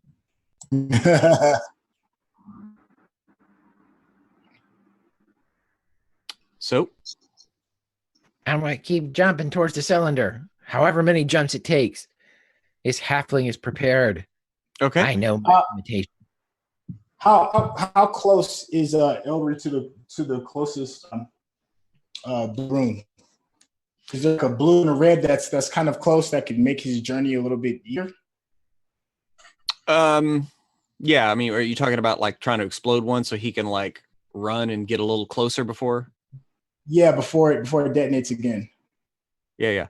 Welcome, Scrat. Yeah. I mean, there's one a good, little less than 10 feet away that you could pop off. Darkul's gonna draw his first. Darkul's gonna tell the Eldry to don't move anymore. And Darkul's gonna pull his stop moving. Darkul's gonna pull his bow out, load an arrow into it, and aim it for the blue rune that closest in between the next two red runes. Okay. How close is Elry to this blue rune? Like I said, he's less than 10 feet. And that explosion that we experienced before, was it deafening because of the reverberation of the room, or was it just really big because the explosion was just that big? No, the explosion itself was pretty contained. It's just the fact that it's in a small, or it's in a stone room, so there's no real place for the noise to go. Y'all did feel a rush of air, so you're not sure if he if it'll affect him. It might try to push him over. The force of the blast might move him. What are you thinking? The rune has a delay to recharge. I was going to explode the rune so you can walk across. Quickly, that is. You're going to kill me. I have 39 hit points. I'm going to definitely look back at E404 and Hilda and with eyes like, please tell me this is a decent idea. Hilda will be munching on some snickerpoodles. It's canon now. She eats E404. Olga makes amazing snickerpoodles. Mm-hmm. E404. Are that snickerpoodles? I'll save some for you. Wait, were you using snickerpoodles to set off those runes? Pieces of them, not whole ones. Not whole ones. I had to see. That's how we know that they're evil runes, because they would destroy something so beautiful, Pruitt. Perhaps it may be wiser to, if you are going to explode the runes, do the ones closer to the tube. Therefore, we can use the force of the explosion to possibly break it open, rather than using our limited strength. I love that beautiful mechanical brain of yours, E404. That is an excellent idea. Okay. Darkul's gonna change the trajectory of where he's aiming his arrow, instead of the one that was closest to Elry to the one furthest away from him but closest to the tube, as far as be it whichever's closer, the red, not the red, the blue or the green, because both give the desired effect. Yeah, I mean, there's a couple of blue runes like right by the cylinder and the stone rise. Okay. Elry, brace yourself. What? Brace yourself. What? I'm sitting in the middle of a room full of explosive runes. Yes, shit is about to get real. It's not an answer. With that being said, Darkul lets loose his arrow. Okay. Sorry. Seriously, Isis is behind my green screen, sacked out and like doing a weird kitty snore. And so I just kept hearing this noise. And I'm like, what the is that? And I look, she like snaps her head up and looks at me like I'm an a-hole for waking her up. Anyway, sorry. That was really freaking me out. What did you do? What did you hit? Yes. So about Would you roll? that. Yeah, what'd you roll? Yeah, I rolled a 1. You rolled a 1? Yeah. I'm Hang on a sorry. Pruitt, I hate that expression on your face. We got to I'm know so our sorry. limitations. Mm-hmm. Okay. Yeah. So you shoot your arrow, and you realize that like in the last second, like you like let go just like wrong, and the arrow skips off of a red rune, and like bounces up and like hits the glass, and it cracks, and you hear a very like low hiss.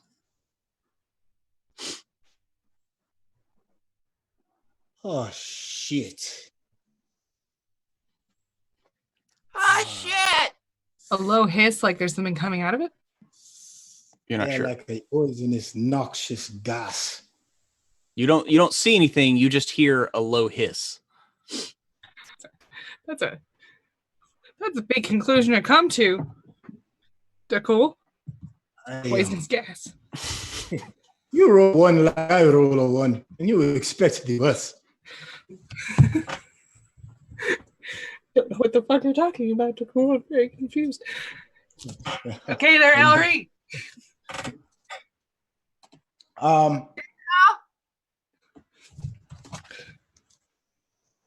Yeah. You Ellery, think that thing's gonna blow up?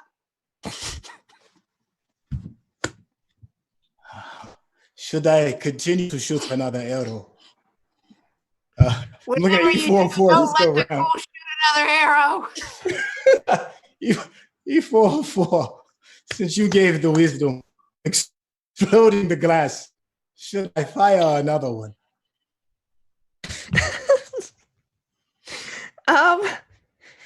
Can no visible difference other than a crack in the glass. There's a small crack, and I'll distinctly hear a very, very low just. Hilda's worked on ships a long time. I imagine there's something to do with like steam and pressure and hydraulics and shit and dwarven ships. Uh-huh. Yeah. Yeah. Does it sound like that sort of like this is under high pressure sort of? Yeah, there's definitely a pressure imbalance. You're not really sure which direction. You just know that certainly sounds like something that sounds like a pressure imbalance. And yeah. Okay. Hey, there is a silver lining in all of this. I might shoot like shit, but I reveal new ideas about how to handle the situation.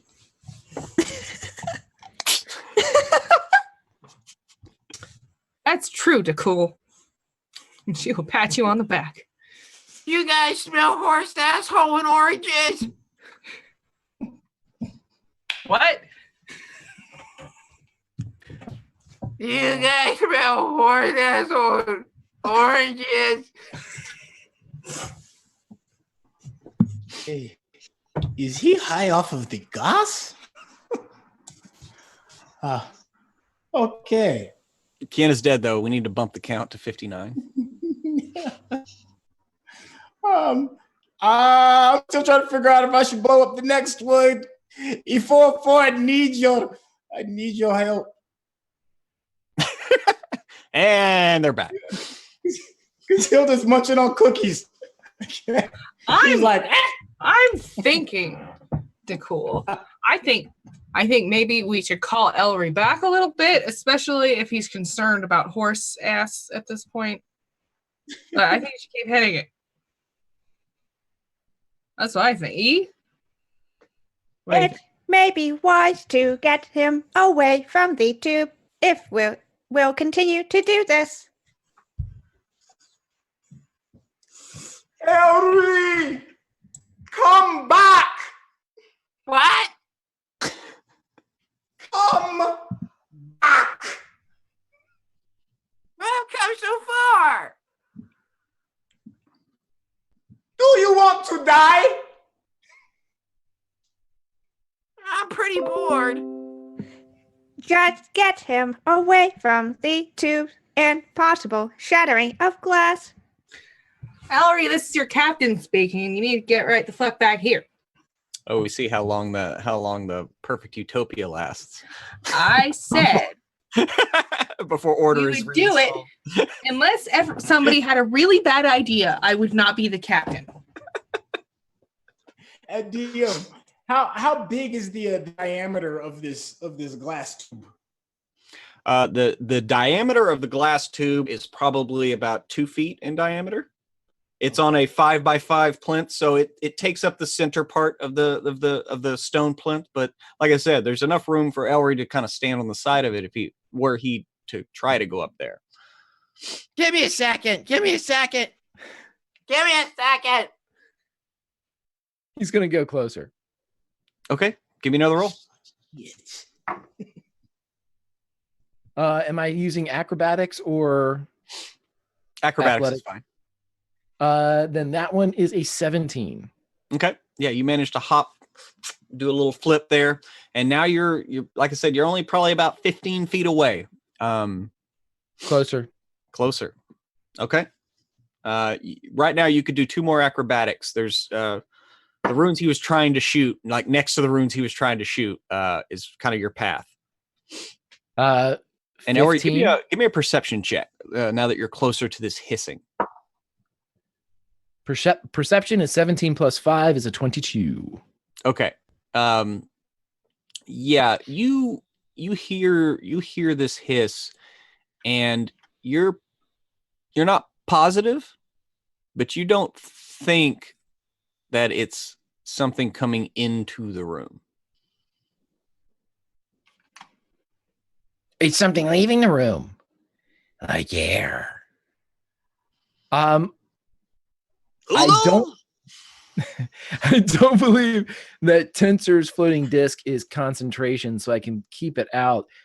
He's going to cast his mage hand to go up and sort of palm up to the hole, like pull the arrow out and palm up to the hole on the glass. Okay. Yeah, you kind of you pull the arrow out and the hissing becomes more pronounced. And then you put the palm over the hole and it stops. I got it.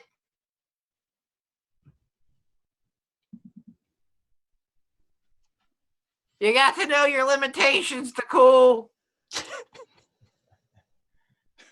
I have mine to test my limitations and shoot better between the eyes. I'm gonna eat his cookies. I heard both of those things and it's mean. What's now? Can I get up to the cylinder? I have one more. What, acrobatics to get there? Yeah, one more acrobatics roll. 22, 10 plus 12. Okay, you managed to jump and land right on the edge of the cylinder, or right. Your face is like right next to the cylinders. You're standing at the edge of this stone kind of rise. It only rises up off the floor about maybe like five inches, but you're kind of standing there. And at the center of this tube, probably it's floating about 5 feet off the ground. So it's kind of up. The arrow, you can see the hole where your mage hand, even though your mage hand is invisible. I always say it for arcane tricksters that you can see it, but other people can't. And you can see, your hand is covering the hole. It's about 4 feet up, and the key's up here.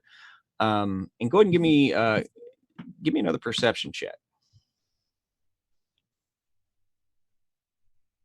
11 plus 5 is a 16.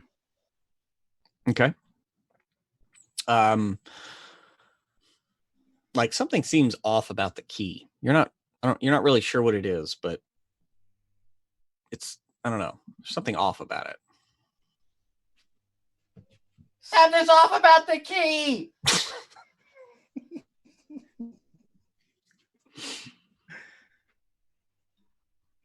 Is there even a door with a lock in it in here? There's a door on the other side. Mm. You are 100 feet away from it. Well, this door behind us does not have any form of opening. like a keyhole. So assumably, if there is an actual key, it goes to the door on the other side.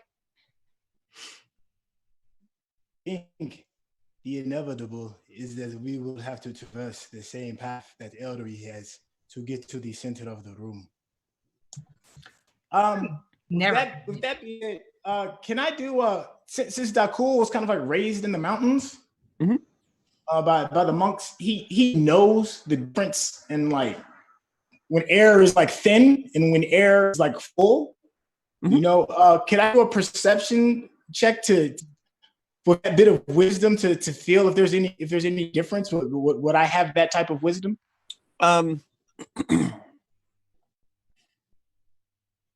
I do love what you said.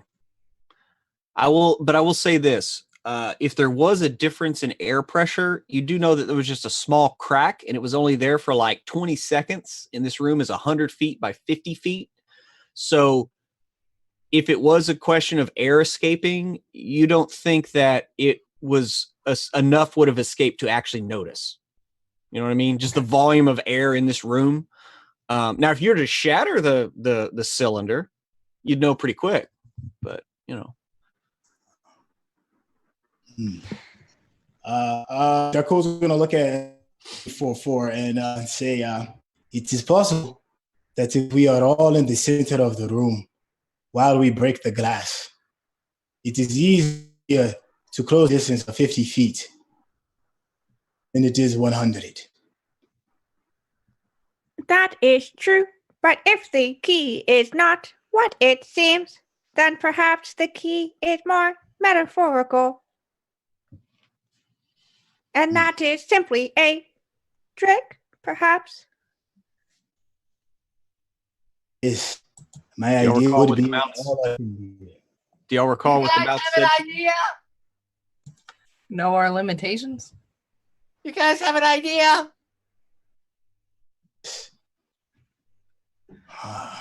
Shit. I'm about to try to hippy hop my way over there. I know my limitation. Whatever you do, don't try to come over here. You'll die.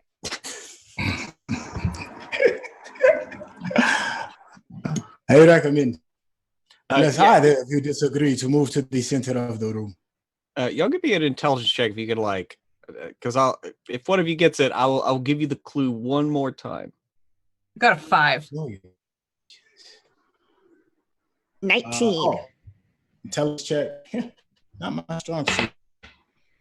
12. 16 plus a 9 is a 25. Wait, a check. I'm sorry. A check would be 19. Okay.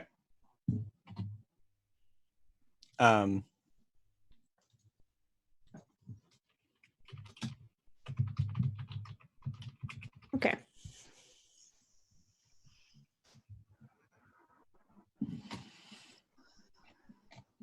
So the people that passed, I actually sent to in the back chat. Because you recall what the mouth actually like said to you. Like,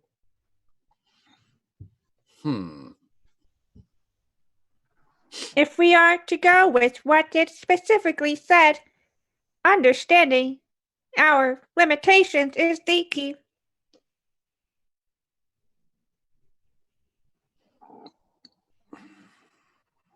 What if we don't have any limitations? As a biological creature, you certainly do, Elry. You I'm push hungry. it quite often. Oh, are you saying we dumbly walk across? Perhaps it is more saying what we understand about our limitations. I had thought about saying that we are giving up as we do not know how to complete this.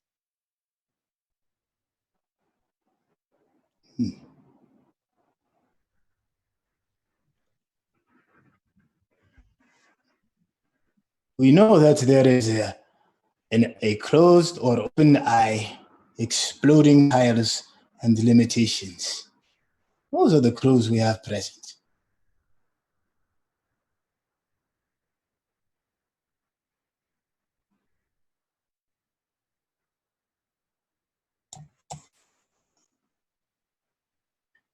Is there a difference between limitations and faith? Because to just blindly or dumbly walk into the path of what we know to be an explosion does not seem logical to me. Well, I think generally faith is the belief in something that you don't know to be true. Whether that's a limitation or not, I'm not sure. I do know I didn't live 350 years to be taught a life lesson by a rune.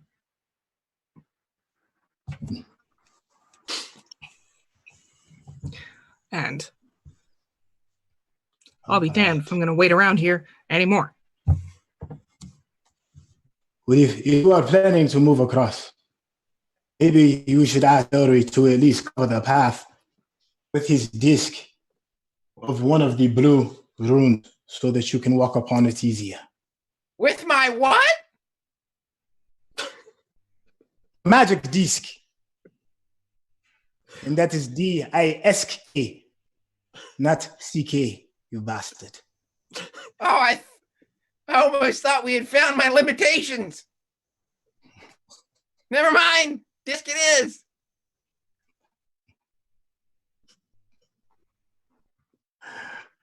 Is there a place towards the more chaotic parts of us in the runes that we can place this disc to help Hilda across easier?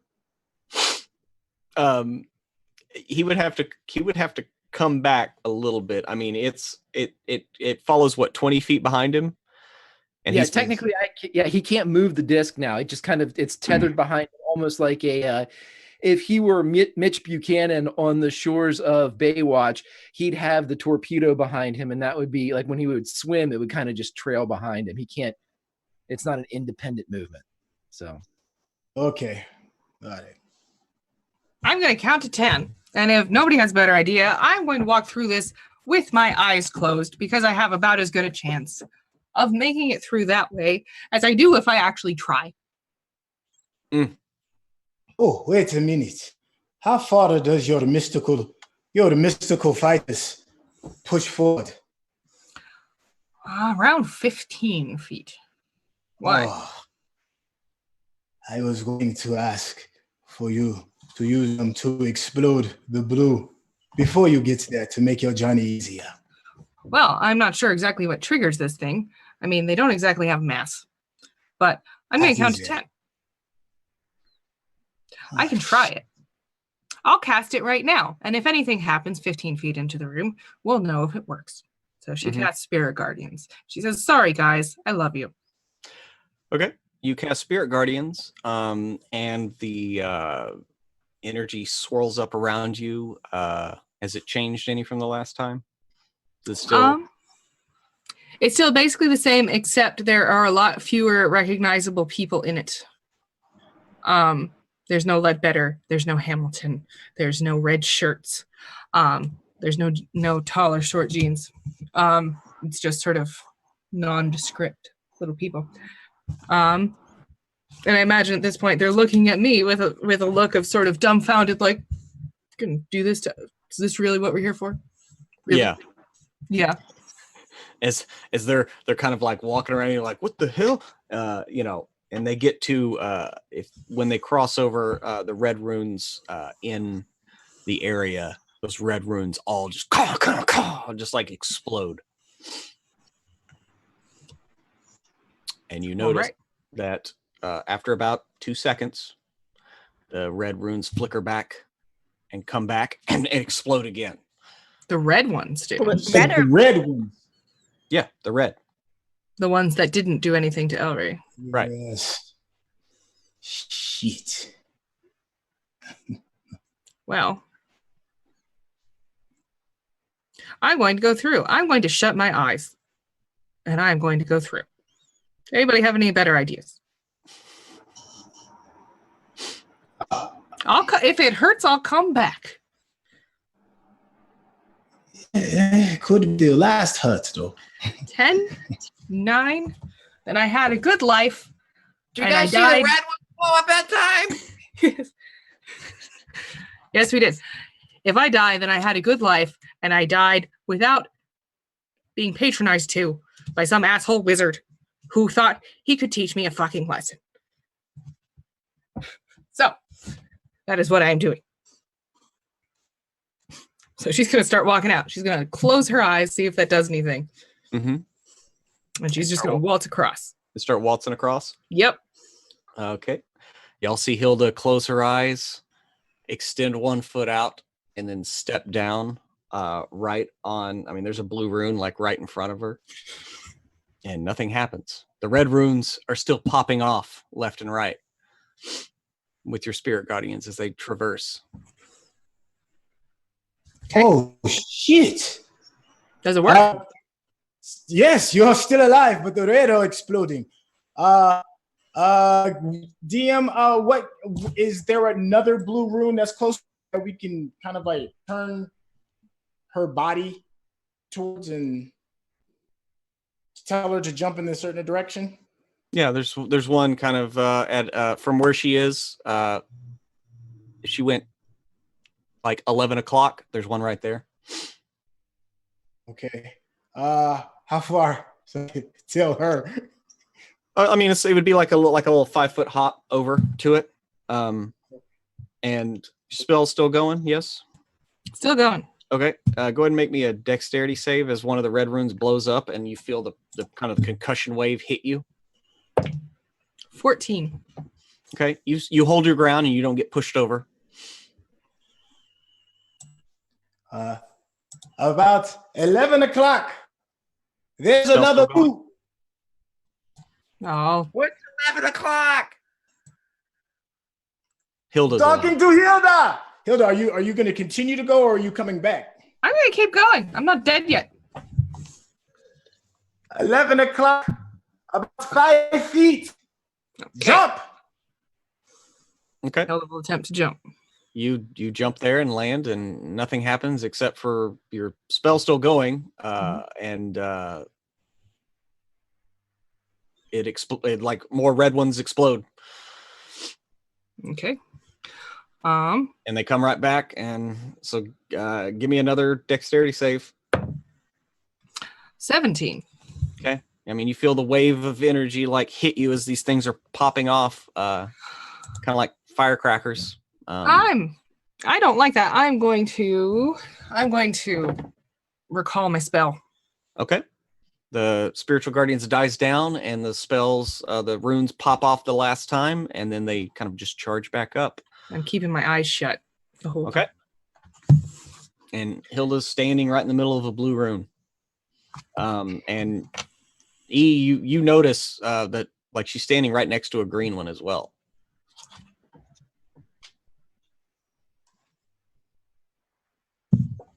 All right. I'm going to keep going. He's having the robot equivalent of a panic attack. But notices this, yeah. I'm not dead yet. Not dead. Not at all. Not dead. Should be dead, but I'm not. Okay. What's the next closest blue towards the pillar? Okay. I mean, there's actually one like right next to the one she's at. She could just walk straight ahead. Yep. I'm just going to walk through this thing indiscriminately with my eyes shut.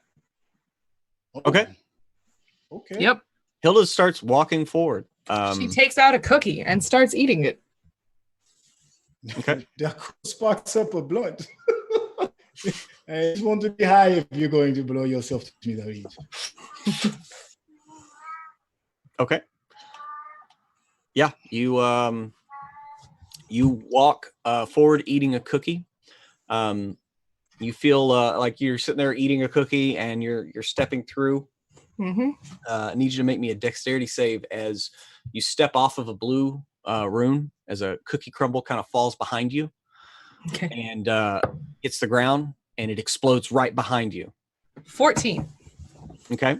You manage to keep your feet and keep your eyes closed as an explosion just like kind of rocks you. I will finish my cookie and say, oh my. Okay. Keep going. So Elry, you see Hilda just blindly kind of walking just a little off center but she's almost to the stone, the stone plinth pier. I don't know, whatever you want to call it. I can't think right now.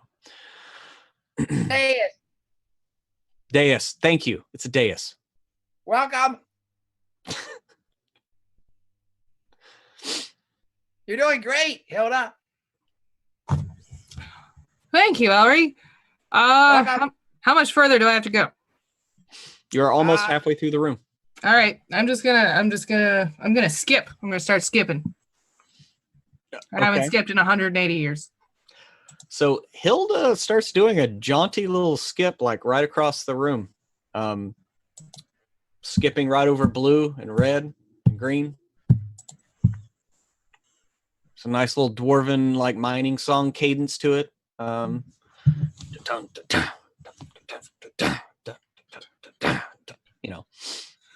Ar ho. And you're at the center pillar. Yeah, Hilda, you kind of feel your foot kind of scuff against the edge of the dais, and you're like right at the center. All right, I'm here. What am I standing on? Oh, I'm just saying your foot kind of bumped up against the dais. I mean, you're like right in the center of the room. Ellery, is right there standing on it. Do you want to? I'm gonna go. Yeah, I want to go to the door in the back that we haven't looked at yet. Okay.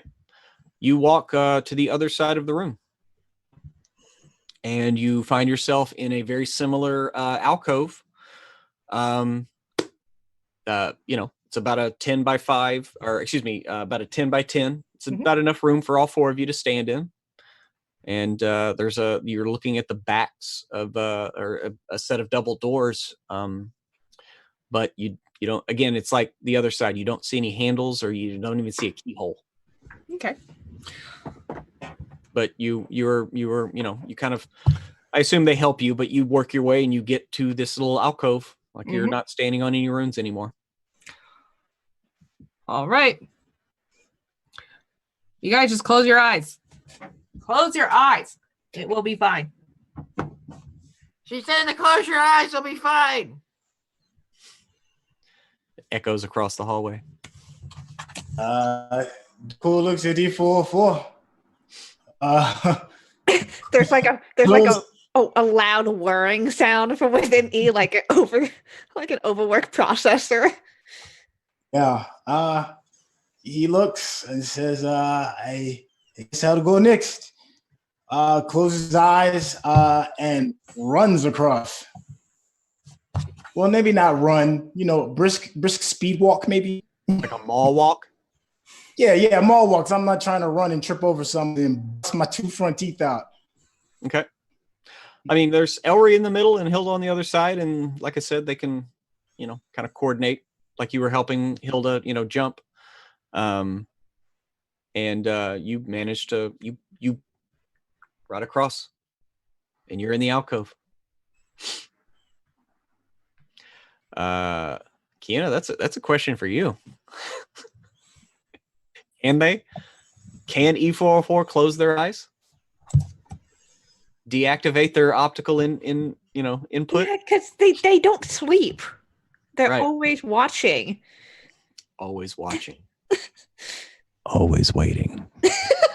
Do they put their hands over their eyes? Yeah, I think that's what's gonna happen. Just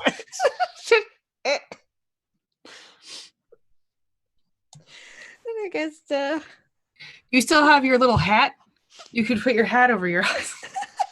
I do not have my hat. I burned that up a very long time ago. Yeah, every time he gets a hat, it only lasts one rage. We need to get E a metal hat.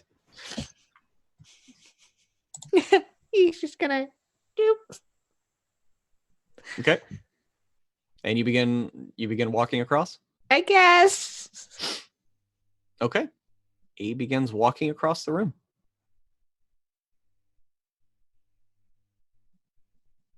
And I'm gonna head towards the center where Ellery is. Okay. So Ellery, E walks right up to you. Hey, what's going on? Oh, I am. Are you all right, Elry? I'm fine, but I have no fucking idea why I had to jump over here and the rest of you guys closed your eyes and walked. Thanks for that little trick. I do not know either why Hilda decided to do that, but it seemed to be working. The door had a closed eye on it. Oh shit, yeah, it did. Closed eye on the door. All right. E404, can you stand right there? He's just standing right there in front of you. Okay, Elry's going to climb up onto E's shoulders, and whenever he gets up there, he is just going to go and close his eyes. Yeah, and E will just put their hands back over. All right. And E begins walking Hilda and Cool, I assume, are assisting them walk over. And, you know, Yes. E and Elry walk their way right into the area there. And as soon as they step into the little alcove area and off the floor, you turn around and look, and the doors have handles on them.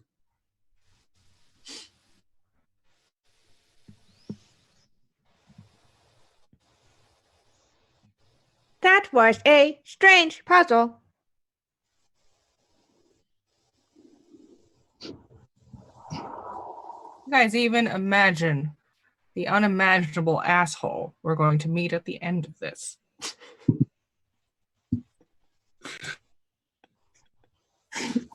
He was like, Shall oh, we- people want to see me. I'm going to make it really difficult.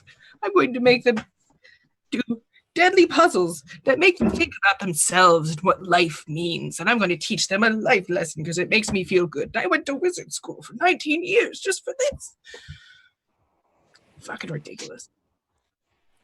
We didn't notice the pair of metallic bull testicles hanging off the back of Darmadil. Like, this is just like an absolute asshole piloting this pillbug through space. Just got pillbug truck nuts hanging off. Bug nuts. Bug nuts. There's like cases of Soylent everywhere. Yeah, he's just gonna FTL's lying to us, man. he's just gonna try the door. Yeah, E, you open the door, and it swings open.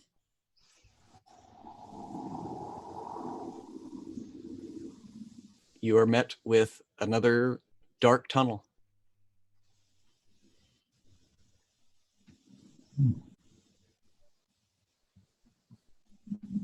Yeah, you will just kind of start walking through. Mm-hmm. Okay. E walks through, and much like the front door, you see E kind of disappear into the inky blackness. And door sitting there open. That will follow. Okay. Cool, you follow? Hilda and Elry? I mean, Elry, are you still on E's shoulders, or did you hop down? He's going to ride on E so he can have a better vantage point. Okay. And he's tired. Okay. So Hilda drains her secondary flask entirely and then comes along. Hilda drains. We're down to secondary. All that's left is tertiary and whatever comes after that. Cardinary. There's a lot. It's okay. Yeah, you have a lot of backups. Mm-hmm. Mm-hmm. Okay. We already made the backup flask to the backup flask to back up the backup flask joke yet? Okay. We have now. That's one way to make a joke. All right. I'm not sure we still have yet. All right. So you walk through the hallway, and as soon as Hilda walks through, the doors behind you shut, and before you is another set of wooden doors with a closed eye. Handle on each door.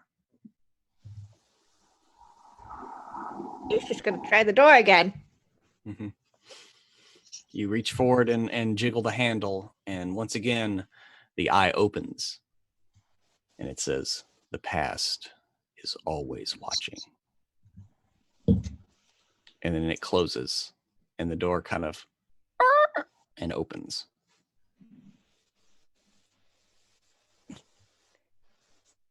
I believe if we are following the rule of three, there is one final puzzle.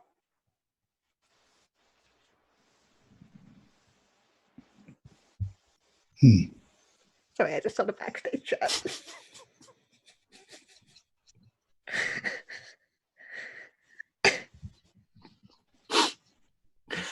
It says that the past is always watching.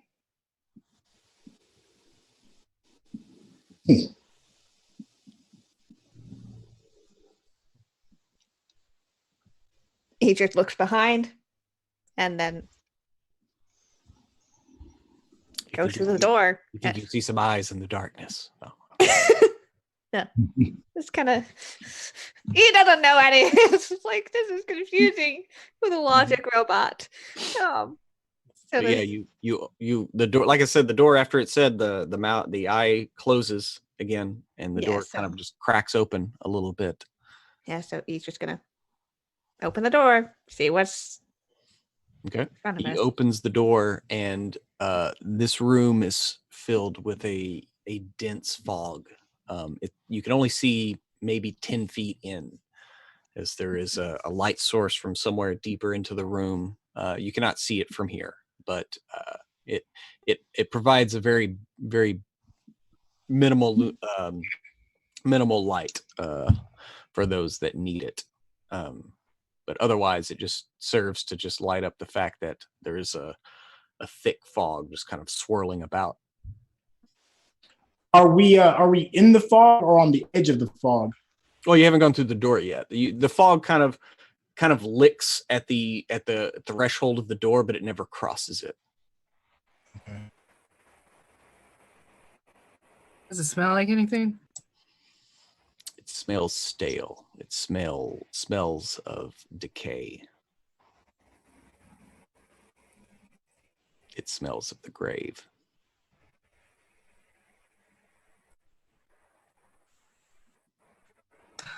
Hilda casts daylight in the room. Okay. You cast daylight into the room, and light shines bright. I'll say this: it'll extend your vision where it was only like you could only see about 10 feet. Now you can see about 20 feet into the room, and you still see the same kind of stonework on the floor. This floor there's no runes or anything. It just, it's just a simple stone floor. Actually, can I amend that slightly? I'm going to cast daylight on a cookie that I throw into the middle of the room. Oh, it's on an object? Yeah. Okay. Yeah. Oh, yes. I will let you amend it only because it's snickerpoodles and they have special qualities. Yes, they do. They're already radiant in their splendor and warmth. Yes. Just like Pruitt. Flattery will get you nowhere. You cast Back in daylight, it chat. actually dims.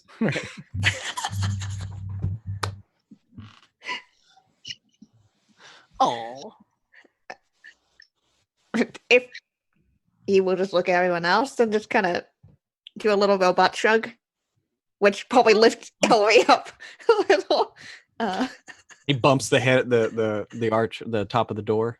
Hey, what fuck? Watch out! DM, do we hear anything? Do you hear anything? Give me a perception check.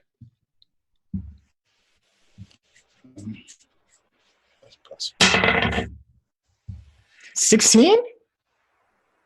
16. Yes. Yeah, you peer hard. You peer with your ears. No, you listen hard into the room, and at first you think there's like nothing, and then you're like, wait, is that like a rush of wind? You're not sure, but then it kind of resolves itself into a distinct.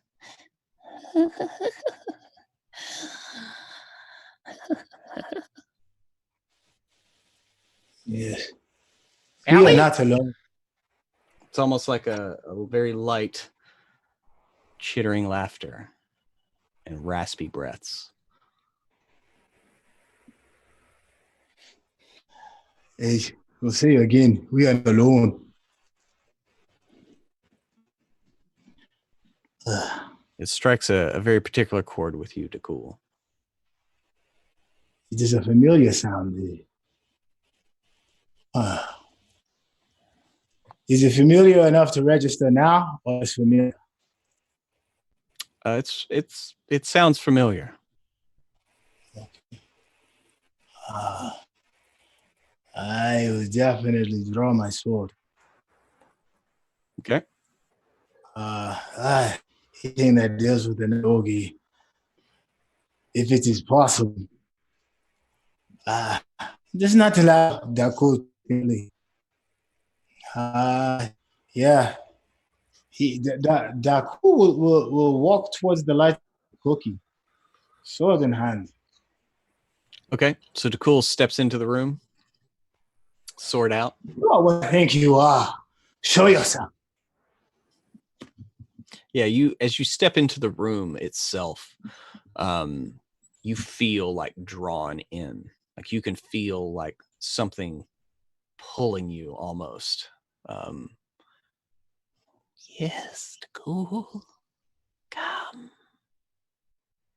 Come, Dakul. Let us look once more.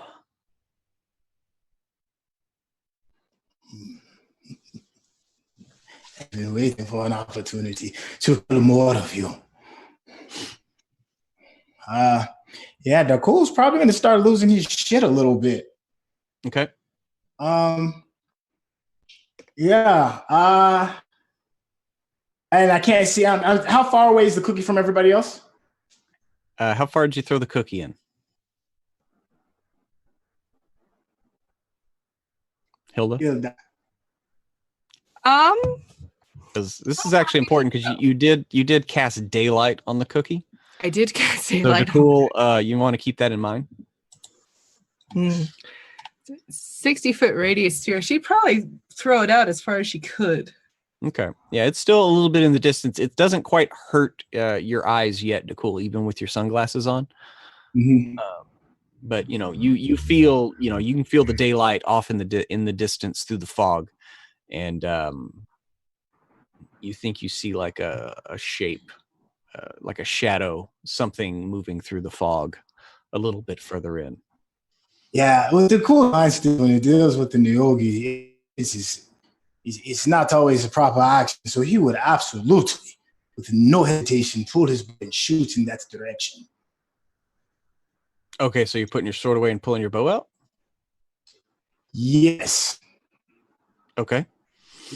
He's definitely not thinking straight, but he's thinking straight enough to use a ranged attack on this one. But he's definitely not going to question what it is out there. He's just going to attack it. Okay. Well, then you can make an attack at disadvantage because again, you can't really see because of your vision is heavily obscured by this fog, but you can kind of see just like a shadow, flickering in against the fog bank, backlit by Hilda's daylight. Yeah, he's definitely shooting. Okay. Disadvantage, a 13 and a 15, so a 13 and 9 is 22. 22? Okay. Your arrow. You hear it clatter against stone. A few seconds later. Somewhere deep into the cave. Do I hear any scurrying or any change up? Yeah, I hear anything other than the clank of the clank of the bolt? No. Oh, I'm catching up. Yeah. Dakul is hot-headed. So Dakul, y'all rush into the darkness. You what?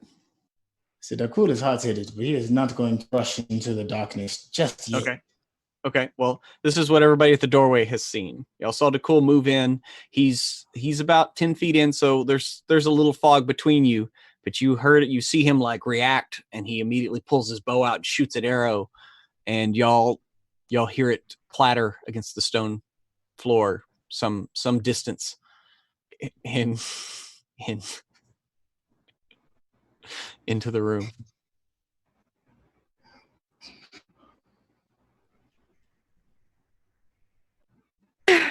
Okay, E's gonna kind of look and see or hear if there's anything out there, because be cool to try to attack something. Okay, so you just what, you want to make a perception check I from would outside? Yeah. Okay, make a perception check. That is a 15 plus 5, so 30-20. 30-20. You think you hear a light laughter, like a light chittering laughter. You see DeCool reacting alongside. Like when you hear it, he kind of looks in the direction that you think you hear it from. So you're pretty sure you're hearing the same thing. That is interesting.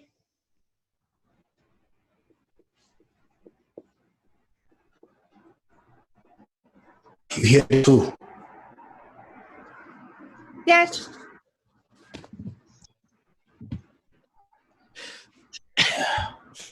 Yes. I do not know what manner of humor whoever it is who has put it in here, but I do not find dipping into my past feelings with the Nogi to be quite humorous. If it's true or not, I hope my arrow finds you.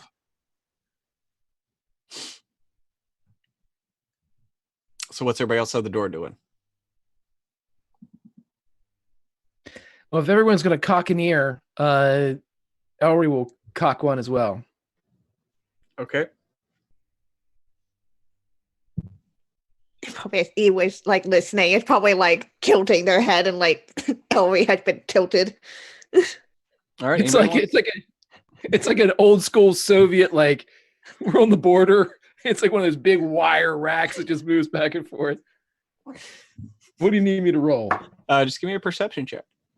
That's 17 plus a 5 is a 22. Okay. You're pretty sure you hear the very creepy laugh that sounds very familiar coming from within. You guys hear the creepy laugh? Hilda will do her perception check. She got a 17. Yep. Well, Yes. she will get her mace out and she'll be like, well, come on. She's going to walk straight into it. Okay. So Hilda strides up next to DeCool.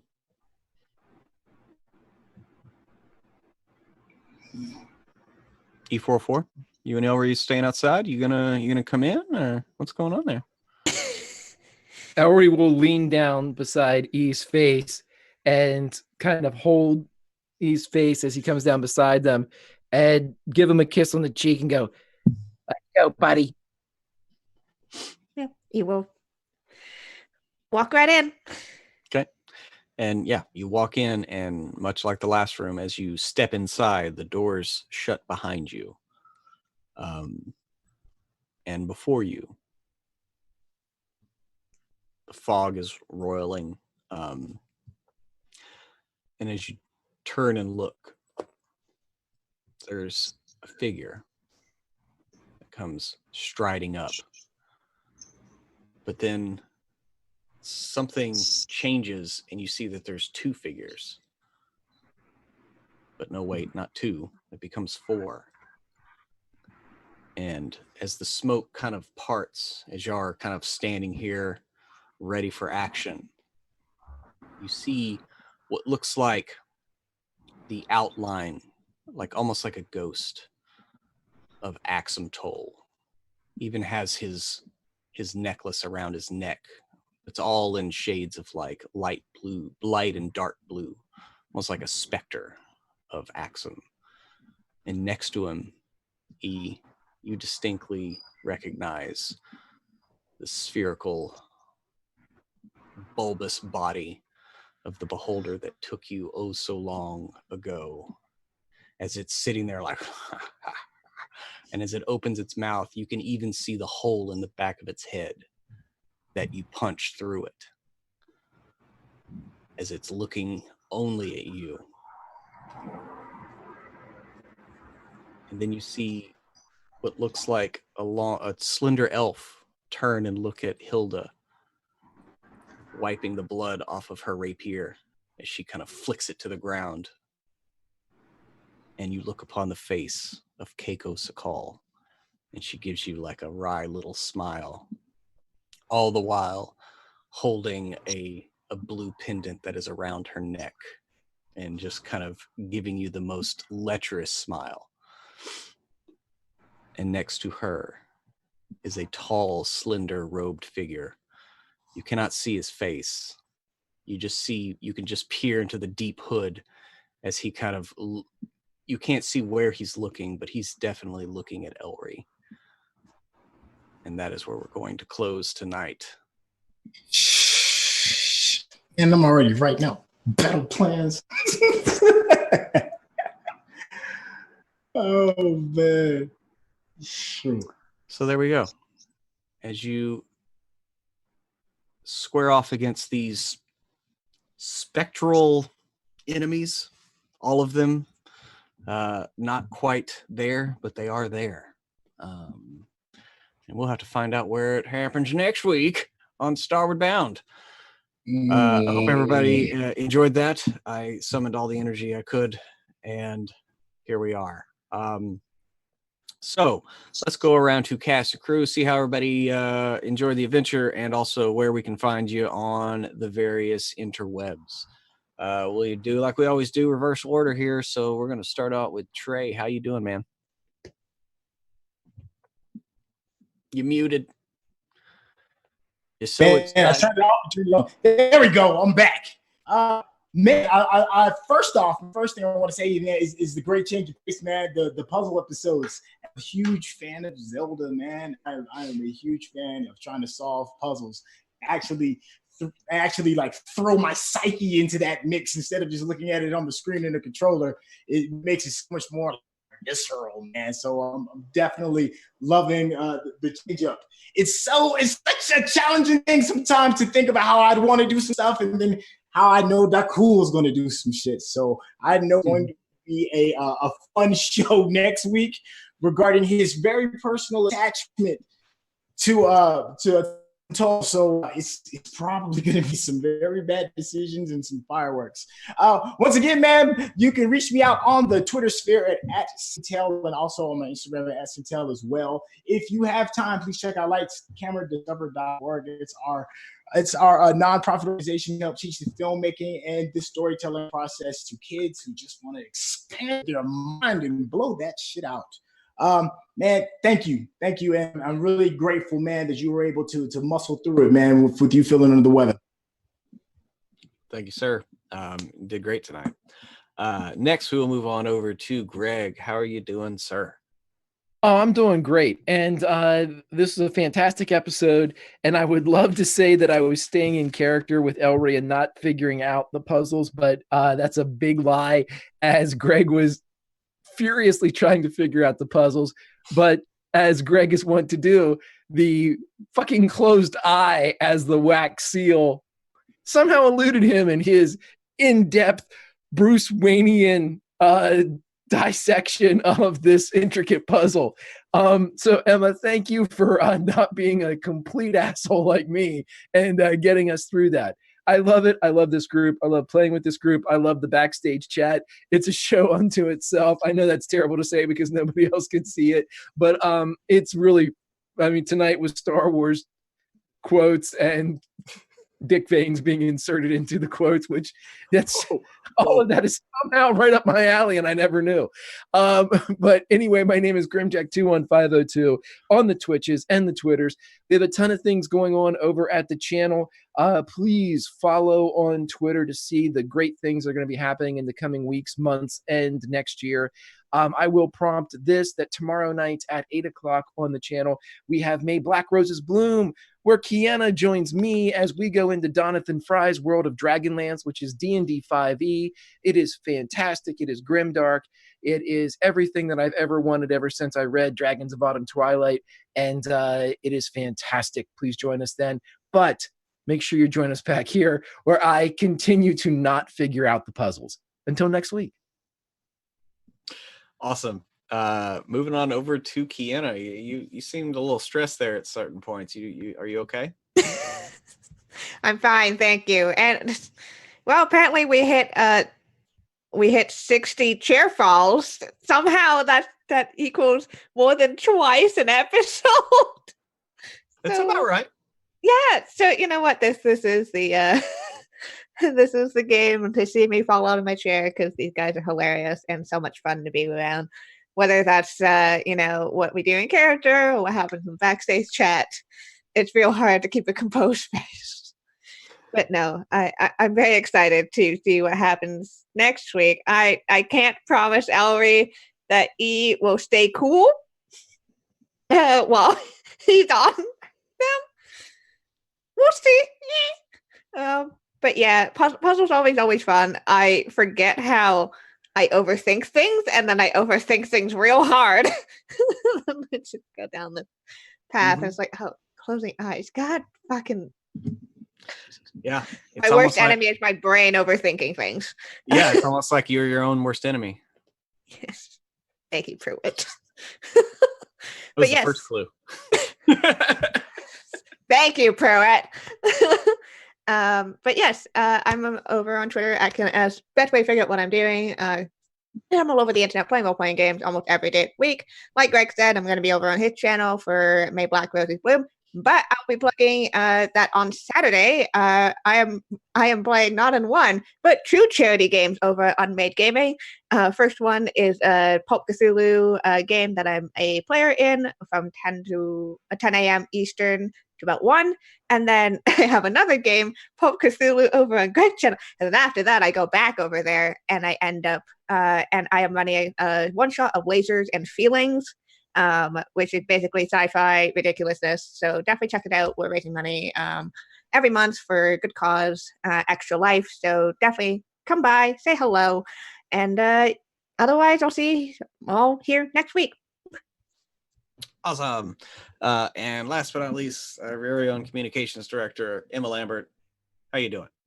I am good, Pruitt. I am so glad my idea worked, because at that point I was fully prepared to have Hilda die to try and figure out the fucking puzzle.